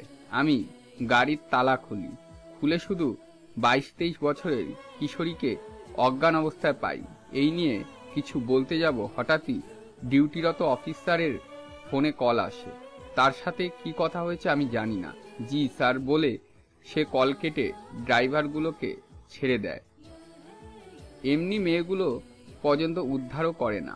আমি অনেক চেষ্টা করেছি, আদালতে কেস ফাইলও করেছি। সামনের মাসে কোর্টে যেতে হবে সাক্ষী দিতে। যেই পুলিশ অফিসার এখানে উপস্থিত ছিল তাকে এক রাতের ব্যবধানে অন্য থানা ট্রান্সফার করা হয়েছে। সেই সাক্ষী দিতেও আগ্রহী। আমাকে কেউ একজন দিনে রাতে ফোনের কেস না তুললে খুন করবে বলে হুমকি দিয়েই যাচ্ছে। এই অবস্থায় কি করতে পারি? আপনি চাইলে আমি হেল্প করব। আমার টিম মেম্বার নিয়ে তদন্ত করে অপরাধীকে শাস্তি দেব। আপনি ভয় পাবেন না দুলাভাই। দুলাভাইকে আশ্বস্ত করে সেদিন আপাকে কিছু না বলে বেরিয়ে এলাম। এক সপ্তাহ পর দুলাভাই জানালেন নামিরার বিয়ে, আংটি বদল হবে, আমাকে যেতে হবে। কিন্তু ওই দিন আর্মি হেডকোয়ার্টারে মিটিং থাকায় আমি যেতে পারিনি। দুলাভাই 2 দিন পর আবার আমাকে যেতে বললেন। গিয়ে দেখি মুহিত বাড়িতে। মুহিত নামিরা মুকিত শুরু থেকেই জানতো আমি তাদের মামা, কিন্তু তোমাদের চিনত না, কারণ ওদের সাথে তোমাদের কখনো দেখাই হয়নি। শুধু জানতো ওদের ছোটো মামাতো ভাই বোন আছে। অনেকদিন পর আবার দেখা পেয়ে 3 ভাই বোন আমার ওপর আনন্দে হামলে পড়ল। কিন্তু দুলাভাই কেন ডেকেছে সেই চিন্তায় ওদের ভালোবাসা বিনিময় না করেই দুলাভাইয়ের রুমে গেলাম। দুলাভাই আমার হাত ধরে অনুরোধ করে বললেন, শুনেছি তানুজার ভাইরা অস্ট্রেলিয়াতে থাকে। আমার মেয়ে আর মেয়ের জামাইয়ের একটা ব্যবস্থা করে দাও নাফিস। ওরা আমার মেয়ে মেয়ের জামাইকে পেলে মেরেই ফেলবে। ওরা বলেছে কাউকে বাঁচতে দেবে না। ভাবলাম দুলাভাই অযথায় হয়তো ভয় পাচ্ছে। মানুষ মানুষকে মেরে ফেলবে এত সহজ কথা নাকি? দুলাভাইয়ের মিনতিতে তনুজার বড় ভাই সাইমের সহযোগিতায় সোহাগের সকল কাগজপত্র সিডনি সেন্ট্রাল ইউনিভার্সিটিতে পাঠালাম। সাইমও তাই ভার্সিটির ম্যাথমেটিক্স লেকচারার। সাইমের কঠিন চেষ্টায় সপ্তাহের ব্যবধানেই সোহাগের জব হলো ওই ভার্সিটিতে। যেই বিয়ে ধুমধামে সহিত হওয়ার কথা ছিল, দুলাভাই তা দ্রুত ঘরোয়াভাবেই শেষ করলেন। কাউকে নিমন্ত্রণ করলেন না। আমারও আর পরিবার নিয়ে যাওয়া হলো না। এর মধ্যে দুলাভাইয়ের ফোনে হুমকিজনক কলে ভরে গিয়েছে। মোহিতকে দুলাভাই কিছুই জানালেন না। আমাকেও কঠিন নিষেধ দিলেন। আপাত আব্বার জন্য আগে থেকেই অপয়া অলক্ষী অপবাদ দিয়ে বসে আছেন। আপা যাতে আর কোনো চিন্তা মাথায় না নেন সেজন্য দুলাভাই আপার কাছেও সব চেপে গেলেন। চৌকস মুহিত কিছুটা হয়তো আশ করতে পেরেছিল। এজন্য দুলাভাই মুহিতকেও দ্রুত ক্যান্টনমেন্টে পাঠিয়ে দেন। সোহাগের ভিসা হলো, টিকিট এলো। দুলাভাই আমার সহায়তায় আর্মি জিপ দিয়ে ওদের এয়ারপোর্টে পাঠালেন। নিজেও গেলেন না, আপাকেও যেতে দিলেন না। মুকিত অনেক কাঁদলো, হাত পা ছুঁড়ে ছুঁড়ে কাঁদলো নামিরার সাথে এয়ারপোর্টে যাবে বলে। তবুও সেই দিন দুলাভাই আদরের মুকিতের আবদার রাখতে পারেনি। অসহায় নামিরা জানতেও পারেনি সেদিন কেন এত দ্রুত তাদের দেশ ছাড়া করা হচ্ছে। মুকিতকে তোমরা দেখোনি, এতখানি সুন্দর একটা বাচ্চা আপার ওখানে গেলেই মামা মামা করে পাগল করে ফেলতো। বলেই নাফিস মাহমুদ কান্নায় ভেঙে পড়লেন। তনুজা নাফিস মাহমুদের পাশে বসে তাকে শান্ত করার চেষ্টা করলেন। স্বর্গের পুরো পৃথিবী যেন দুলে উঠল। তার মনে হচ্ছে তার পায়ের তলায় মাটি নেই, সে শূন্যে ভাসছে। কান্না মুছে নাফিস মাহমুদ আবার বলতে শুরু করলেন, সেদিন কোর্টে দুলাভাইয়ের সাক্ষী হবে। তার আগের দিন দুলাভাই আমাকে ফোন করলেন। তিনি আপাকে নিয়ে আমার বাসায় আসছেন। আপা আর মুকিত আমার বাসায় থাকবে। কখন রওনা হবেন সেটাও আমাকে জানালেন। আমি দ্রুত ডিউটি শেষ করে রাত 8টা নাগাদ দুলাভাইকে ফোন করলাম। দুলাভাই ফোন তুললেন না। আপাকে কল দিলাম, আপাও তুলল না। ভয়ে বুকে কাঁপন ধরল আমার। ইউনিফর্ম না পাল্টেই দুজন সোলজার নিয়ে আপার বাসার উদ্দেশ্যে বেরিয়ে পড়লাম। যেতে যেতে আপার বাসা পর্যন্ত গেলাম। যেই বাসার বাইরে পর্যন্ত বাতি জ্বালানো থাকে প্রতিদিন, সেই বাসাটা আজকে ভূতের বাড়ি লাগছে। এদিকে মুহিত বারবার আমাকে কল করে যাচ্ছে, আমি তুলতে পারছি না। সোলজার দুটোকে নিয়ে টর্চ জ্বালিয়ে আপার বাসার গেট পার হলাম। আঙিনায় এসে দেখি মেইন দরজা খোলা। ভয়ে আমি দৌড়ে রুমে ঢুকতে নিলে পিছছিল কিছুর সাথে স্লিপ খেয়ে পড়ে যাই। কেউ ইচ্ছে করেই বৈদ্যুতিক লাইন কেটে দিয়েছিল, যার জন্য 1000বার সুইচ টিপেও বাতি জ্বালানো যাচ্ছিল না। টর্চের আলো ফেলে আমি দেখি দুলাভাইকে কে যেন মনের ঝাল মিটিয়ে কুপিয়েছে। সারা ফ্লোর লাল রক্তে ভেসে গেছে, আর মুকিতের মুখে সাদা কস্টেপ মারা ছিল। ওকে শ্বাসরুদ্ধ করে হত্যা করা হয়েছে। ধবধবে সাদা ফর্সা মুকিত কুচকুচে কালো হয়ে সোফার চিপায় বিলীন হয়ে পড়ে আছে। আমি এসব দেখে দিশেহারা হয়ে যখন আপাকে খুঁজি, আপাও কোথাও ছিলেন না। আমার মাথা কাজ করা বন্ধ করে দেয়। আমি পুলিশে কল দেই। 1.5 ঘন্টা পার হলেও পুলিশ আসে না। ততক্ষণে মুহিত আর্মি জিপ নিয়ে কুমিল্লা থেকে ঢাকা আসে। এসেই দৌড়ে রুমে আসে, আর মুকিত করে চিল্লিয়ে ওঠে। আমাকে দেখে কান্নায় ভেঙে পড়ে মুহিত। 2 ঘন্টা পর পুলিশ এসে বাসার কারেন্টের লাইন ঠিক করে। আপাকে আমরা বাথট্যাবের ভেতরে পাই। ঠান্ডা পানিতে হাত পা বেঁধে মুখে টেপ লাগিয়ে ডুবিয়ে রাখা হয়েছিল আপাকে। আপার শরীর ততক্ষণে ফ্যাকাশে বর্ণ ধারণ করেছে। আপাকে দ্রুত হাসপাতালে নিয়ে যাওয়া হয়। মুকিত আর দুলাভাইয়ের লাশ পুলিশ নিয়ে যায় পোস্টমর্টম করতে। মুহিতের কাছে জানতে পারি মুহিত আর মুকিত ভিডিও কলে কথা বলছিল। দুলাভাই আর মুকিত বসে আপার জন্য অপেক্ষা করছিল। আপা জীবনে প্রথম আমার বাসায় আসবে বলে মনের মতো করে রেডি হচ্ছিলেন। হঠাৎ কারেন্ট চলে যাওয়ায় লাইন কেটে যায়। মুহিত আবার অডিও কল করে সেটা মুকিত কেবলই রিসিভ করেছে। হ্যালো বলার আগেই কয়েকজন কালো কাপড় পরিহিত এবং চোখ মুখ ঢাকা আগন্তুক বাসায় প্রবেশ করে। বাসায় কেউ তাদের চেহারা দেখতে পায়নি। দুলাভাই চোখেতেই প্রশ্ন করে, কে ওখানে? ভরাট কণ্ঠে কেউ বিদঘুটে হাসতে হাসতে উত্তর দিল, পুরনো লেনদেন পরিশোধ করতে এলাম আদনান সাহেব। কত করে বললাম সাক্ষী দিলে প্রাণবায়ু বাঁচবে না, শুনলেন না তো? এবার তাহলে চড়া দাম চোকাও। বলেই এলো পাথারি কোপানো শুরু করে। মুকিত পাপা বলে চিল্লিয়ে কাঁদতে থাকে। মুহিত পুরোটাই ফোনে শুনেছে। মুহিত পাগলের মতো লাইনে থেকে শুধু প্রশ্ন করেই যাচ্ছে, মুকিত কি হয়েছে ওখানে? কে পাপাকে মারছে? ভাইয়া, পাপাকে কেউ মেরে ফেলছে, আমার ভয় লাগছে, বাঁচাও ভাইয়া, ভাইয়া, ভাইয়া, পাপা। এরপর মুকিতের গঙ্গানির আওয়াজ পাওয়া গিয়েছে, আর কোনো শব্দ পাওয়া যায়নি, আর লাইনটা কেটে গেছে। মুহিত বারবার ফোন করে লাইন বন্ধ পেয়েছে। মুহিত দ্রুত দৌড়ে তার ডিউটি অফিসারের কাছে সব ঘটনা খুলে বলে জিপ নিয়ে বেরিয়ে পড়ে। কিন্তু শেষ রক্ষা করতে পারেনি দুলাভাই আর মুকিতকে বাঁচাতে। এরপর আপাকে চিকিৎসা করে প্রাণে বাঁচানো গেলেও স্বাভাবিক জীবনে হার ফেরানো যায়নি। আপা হুঁশে ফিরলে শুধু মুকিত করে কেঁদে জ্ঞান হারিয়ে ফেলে। এভাবেই চলছে আপার 6 বছর ধরে জীবন যুদ্ধ আর মুহিতের কাঠিন্যতার ভান। যেই মুহিত আগে হাসি দুষ্টুমিতে হট্টগোল করে সারা বাড়ি মাতাতে, সেই মুহিত এখন সময়ের ব্যবধানে পরিস্থিতির চাপে হয়ে গেছে নিশ্চুপ, গম্ভীর, রাগী। মুহিতকে ঢাকা ট্রান্সফার করাতে আমার বহুত কাঠখড় পোহাতে হয়েছে। মুহিত দুলাভাইয়ের ডেইলি রাইটিং ডায়েরি এর সন্ধান পায়। সেখানে দুলাভাইয়ের হাতের লেখা ছিল, আমার পরিচিত বা রক্তের যাকে পাবে তাকে শেষ করে দেবে। সেই ভয় থেকে মুহিত সব কিছু চেপে গেছে। আর মুহিত চায় না ডিপার্টমেন্টে আমার দিকে আঙ্গুল তুলুক, যে মামা মেজর জেনারেল বলে ভাগিনা সুযোগ লুটেছে। মুহিত যখন আমাকে মামা না বলে স্যার বলে আপনি বলে সম্বোধন করে, তখন এই বুকে কেমন চিনচিনে ব্যথা হয়। তনুজা, আমি তোমাকে বলে বোঝাতে পারবো না। কিছুক্ষণ আগেই ঝড়ের তাণ্ডব শেষ হয়েছে। চারপাশে ঝিঝি পোকা ঝিঝি শব্দের রব তুলেছে। পরিবেশ শান্ত স্নিগ্ধ, শুনশান চারপাশ, কারো কোনো আওয়াজ নেই। ঘুমিয়ে গেছে হয়তো পাক ফাঁকালিও। শুধু ঘুম নেই মুহিতের চোখে। জীবনের হিসেব কিছুতেই যেন মিলছে না। কি থেকে কি হয়ে গেল নিমিষেই। চোখ বন্ধ করলেই মুকিতের বড় বড় চোখে দুষ্টু দুষ্টু চাহনি। ভুবন ঘোলানো হাসি, ছোট ছোট হাত পা ভাইয়া ভাইয়া করে ডেকে অস্থির করে ফেলা, সব এসে হানা দেয় আঁখি পল্লবে। সেদিন মোহিত কুমিল্লায় ফিরে যেতে চায়নি। আদনান সাহেবকে দেখেই মোহিত বুঝে গেছিল কিছু একটা হয়েছে। এই জন্য মোহিত আংটি বদল শেষ হতেই আদনান ওয়াসিফের কাছে যায়। পাপা, কোনো কিছু না লুকিয়ে সত্যি করে বলো কি হয়েছে? তোমাকে এমন বিধ্বস্ত অসহায় কেন লাগছে? আদনান সাহেব মোহিতের পানে দৃষ্টি ফেলে বললেন, আমার রুমে এসো মোহিত, কথা আছে। মোহিত আদনান সাহেবকে অনুসরণ করে দোতলার দক্ষিণ পাশের রুমটাতে চলে যায়। সেই রুমে ব্যালকনি সাইজে বিশাল বড়, ব্যালকনির এক কোণে চেয়ার টেবিল পাতানো। মিসেস তারিন গাছ ফুল প্রিয় মানুষ, বিভিন্ন ইনডোর প্লান্ট আর ফুলের গাছ দিয়ে ব্যালকনি সজ্জিত করেছেন। পাশেই একটা ইজি চেয়ার পাতা। আদনান ওয়াসিফ এলোমেলো পায়ে হেঁটে ইজি চেয়ারে বসে মাথাটা এগিয়ে দিয়ে চোখ বন্ধ করলেন। বড় করে শ্বাস নিয়ে মোহিতের উদ্দেশ্যে বললেন, শোনো মোহিত, সবসময় মাথা রাখবে তুমি সৎ, সত্যবাদী, আদর্শ একজন নির্বাহিনী অফিসারের সন্তান। টাকার লোভ বা ক্ষমতার লোভ করে কখনো কোথাও দলিল করতে যাবে না। এসব কেন বলছো পাপা? বলছি অবশ্যই এর পেছনে কারণ আছে। তোমাকে এই সংসারের হাল ধরতে হবে মোহিত। আমার বর্তমানে তুমি হবে মুকিত, নামিরা আর তারিনের গার্জিয়ান। বাবা হিসেবে তোমাকে অনুরোধ নয়, অর্ডার দিচ্ছি আমি। আমার ছেলে মেয়ে আর তারিনকে কখনো কোনো দুঃখ দিতে পারবে না তুমি। তোমাকে হতে হবে শক্ত, ধৈর্যশীল, মনোবল হারালে চলবে না। কি বলছি তুমি বুঝতে পারছো? আদনান সাহেব চোখ খুলে হেলান ছেড়ে উঠে বসলেন।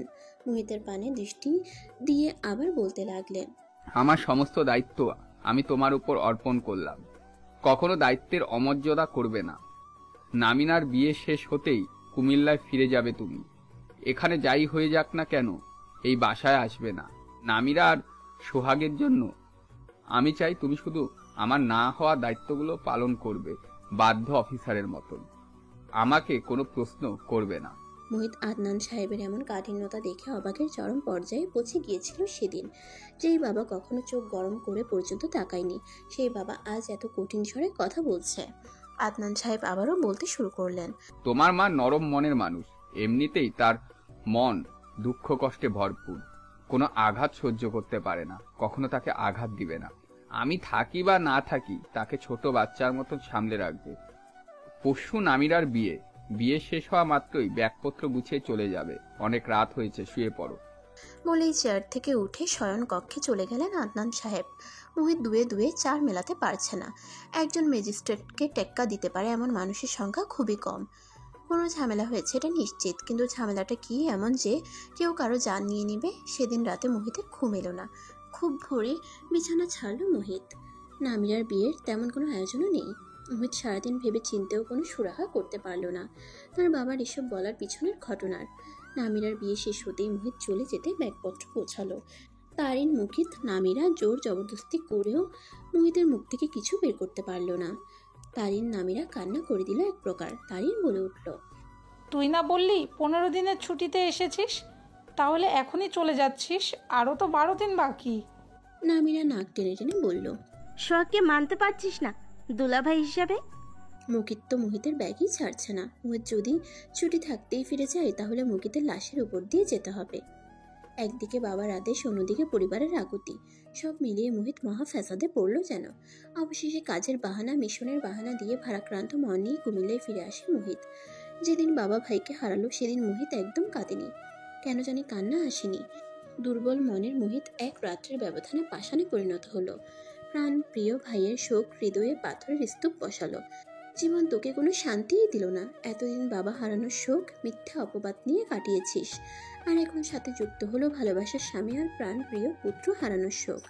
মোহিতের বাবা আর মুকিতের পোস্টমর্টেম রিপোর্ট নিমিষেই বদলে গেল। পুলিশ মিথ্যে সাক্ষী দিল। রাতের আধারে কে বা কারা মোহিতদের বাড়িতে আগুন ধরিয়ে দিল। সংবাদপত্রে নিউজ হলো সৎ ম্যাজিস্ট্রেট আদনান ওয়াসিফ পরিবার সমেত আগুনে পুড়ে মারা গিয়েছেন।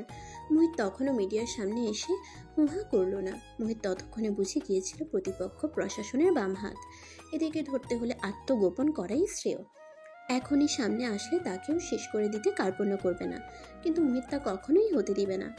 তার সুখের পরিবারকে যারা এক নিমিষেই ছাড়কার করেছে, একদিন অবশ্যই মোহিত তার চূড়ান্ত হিসেব কষবে।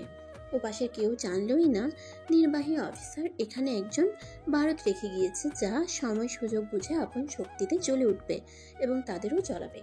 রাতের আধারে পুড়ে যাওয়া নিজের ভবনে এসেছিল মুহিত। আদনান ওয়াসিফের নিজস্ব লকার ছিল, সেটার লক মুহিত জানত। টর্চ জেলে কাঙ্ক্ষিত লকারের নিকট এসে কোড প্রেস করতেই লকার খুলে গেল। বেরিয়ে এলো বাদামি মলাটের ডায়েরি, একটা পেন ড্রাইভ, কিছু স্থির চিত্র। সোনার হরিণ পাওয়ার মতো চকচক করে উঠল মোহিতের চোখ। একজন সেকেন্ড লেফটেন্যান্টের দৌড় আর কতই বা। এখনই প্রতিপক্ষকে জব্দ করা মোক্ষম সময় নয়, সুযোগ বুঝে চাল ফেলতে হবে। অধ্যাবসায় আর কঠিন পরিশ্রমে নিজের তীক্ষ্ণ বুদ্ধির জোরে খুব দ্রুত লেফটেন্যান্ট থেকে ক্যাপ্টেন, ক্যাপ্টেন থেকে মেজরে পরিণত হলো মুহিত। নিজের মামার পাওয়ার কাজে লাগিয়ে ঢাকায় এসে স্থান পক্ত করল। বড় বড় অফিসারদের হাত করতে যা যা দরকার তাই করে তাদের খুশি করে ব্রিগেডিয়ার জেনারেলের চোখের মধ্যমণি পর্যন্ত হয়ে গেল মুহিত। মামার পরিচয় জানলে মানুষ তাকে আর তার মামাকে অন্য চোখে দেখবে। তখন মোহিতের কঠিন পরিশ্রম তাদের চোখে পড়বে না। মোহিতের কষ্টে অর্জিত ফল চলে যাবে মামার ক্রেডিটে। শুধু তাই নয়, মামাও বিপদে পড়বে। ডিপার্টমেন্ট মামাকে হেনস্থা করবে। এমনটি বুদ্ধিদীপ্ত মোহিত কখনোই হতে দেবে না। শক্ত মনের অধিকারী মোহিত ভুলে গেল মেজর জেনারেল তার মামা। নাফিস মাহমুদ আর দুটো মেজরের মতো তারও স্যার। সবাই তাকে স্যার ডাকতে পারলে সেও পারবে। নামিরার সাথে খুব কম যোগাযোগ করে। নামিরার কান্নাকাটিতে বুকের বাঁ পাশে শুকনো ব্যথা অনুভূত হয়, যা মোহিত হতে দিতে চায় না। সোহাগের সাথে প্রতিনিয়ত যোগাযোগ আছে তার। সোহাগ ভালো রাখবে তার বোনকে, বা এখনো রাখছে। সেই নিশ্চয়তার শান্তিতে শ্বাস নাই মোহিত। মাকে আগলে রেখেছে মোহিত ছোট নবজাতকের ন্যায়, যে মা উঠে না, খায় না, কথা বলে না, যার শুধু শ্বাসটাই চলে। সকল ভাবনা ভাবতে ভাবতে দুফোঁটা জল গড়িয়ে পড়ল মোহিতের চোখের কার্নিশ পেয়ে। বাবাকে দেয়া কথা মোহিত রাখতে পারছে না। দিনে দিনে মনোবল হারিয়ে যাচ্ছে। মনটাকে শক্ত করা দরকার। রাত 3:27। 490 বারের মতো আজকেও বাবার লেখা বাদামি মলাটের ডায়েরিটা মোহিত খুলে বসেছে। মনোবল শক্ত করতে ম্যাজিকের মতো কাজ করে তার বাবার লেখাগুলো। যতবার মোহিত মনোবল হারাতে বসেছে, ততবারই তার বাবার এই ডায়েরি তাকে সাহস জুগিয়েছে। মোহিত প্রথম পৃষ্ঠা বের করলো, তাতে টানা টানা অক্ষরে হাতের লেখা। আমার 24 বছরের চাকরি জীবনে আমি কখনো অসৎ উপায় অবলম্বন করিনি। কখনো আমি আমার পেশার উপর কলঙ্কের কালি লাগতে দেইনি। আমার সন্তানও কখনো আমার জন্য মানুষের সামনে মাথা নত করবে না।